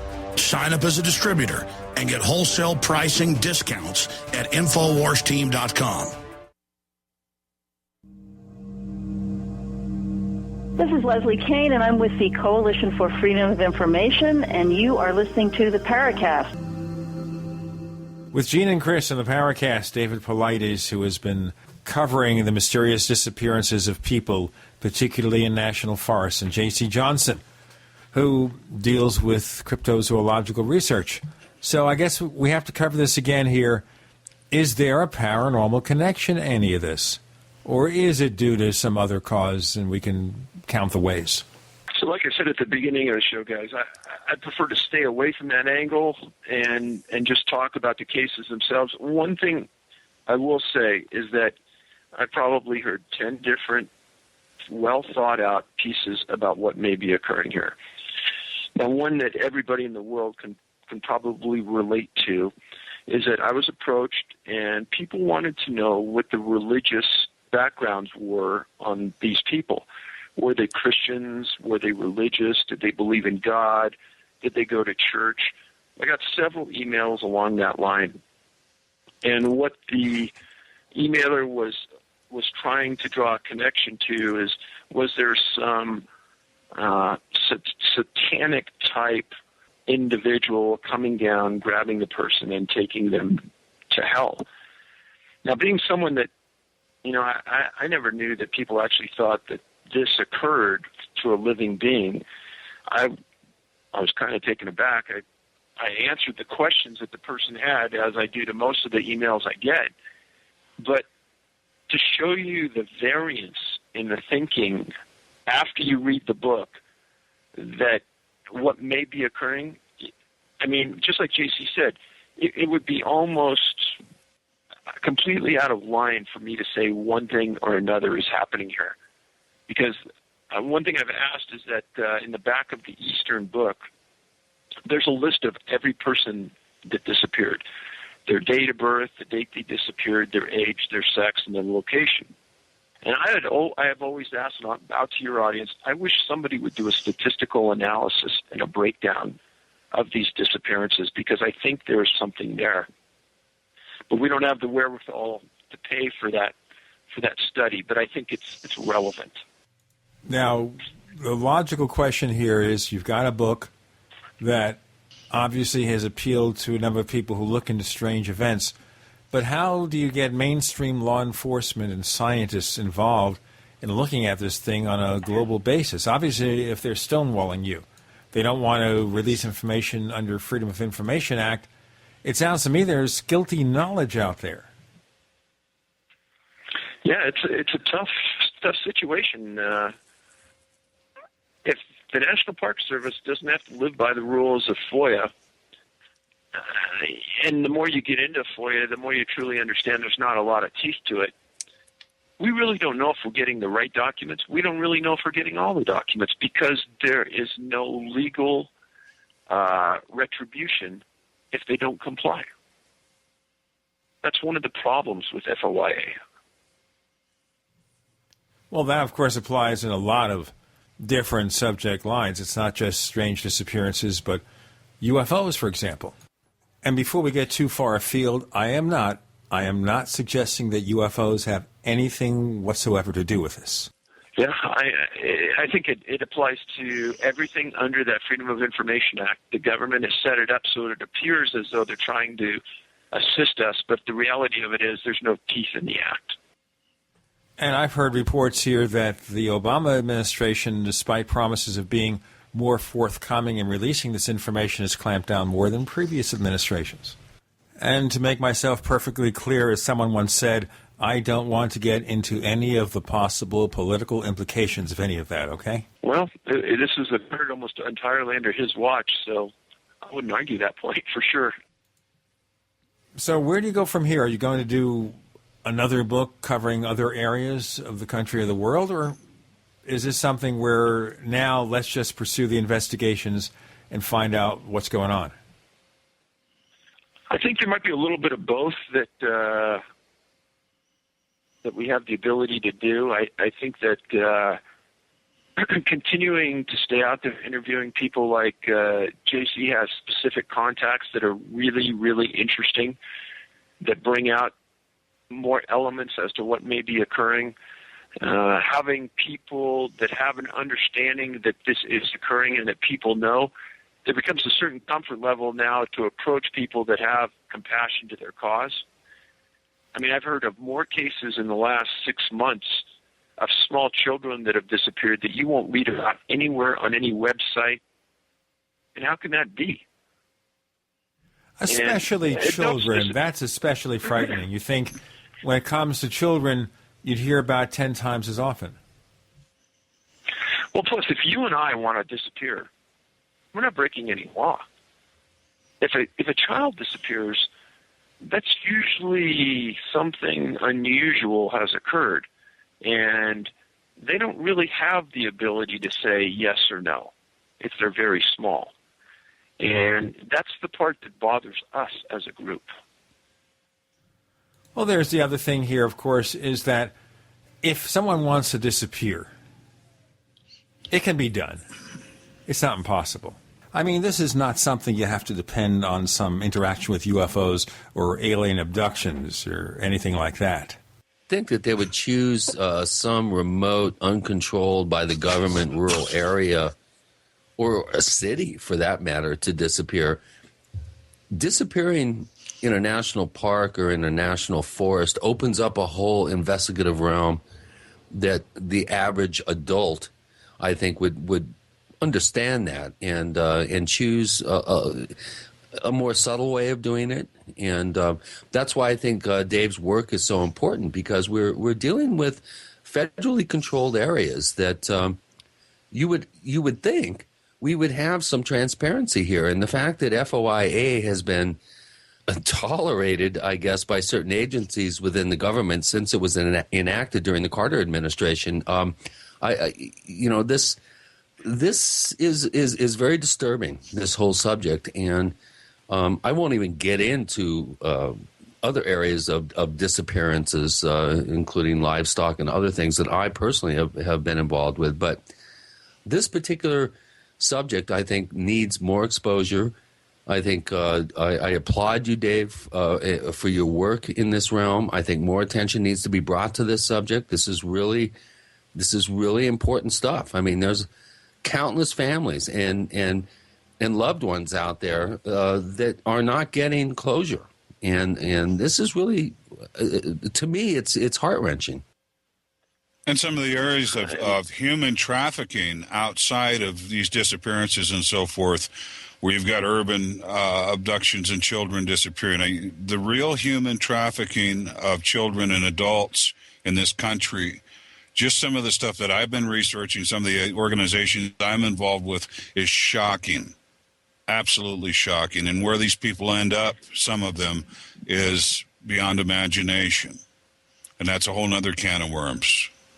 I agree. I'll tell you, folks, we only have a couple of moments left. So, David, do you want to contribute something to that discussion? You know, I'm not well versed in human trafficking, but just because these disappearances occurred in such rural areas, it's very hard for us to fathom that there was a human predator out there nabbing these people. Again, it's very hard to control an adult or an older teenager if they don't want to move someplace in the woods. And you've got to eventually walk them to a trailhead or to a valley where there's a lot of cars. Then what do you do? And there's going to be witnesses, et cetera, et cetera. It's a very hard thing to understand. David Paulides, tell our listeners where they can find more of the things you do. Well, I would hope that you would go to the Can-Am, C-A-N, as in Nancy, Canadian American, CanAmMissing.com. And there you can find out more information about missing people and links to our books. J.C. Johnson, where do we find more of your stuff? You can find us on YouTube, I think under Crypto Four Corners channel or under J.C. Johnson. We've got a lot of investigative videos there. We've got some mutilation videos with livestock that are ones that make you scratch your head. You can also find me on Facebook, J.C. Johnson. And you can also check out Chris O'Brien's stuff at OurStrangePlanet.com. OurStrangePlanet.com. For us, you can find us on Twitter. We're known as the Paracast. There's a Paracast fan club, 2 of them on Facebook. We'll go to theparacast.com. J.C. Johnson, David Paulides, thank you both for joining us this week on the Paracast. Thank you, and God bless. Thanks, guys.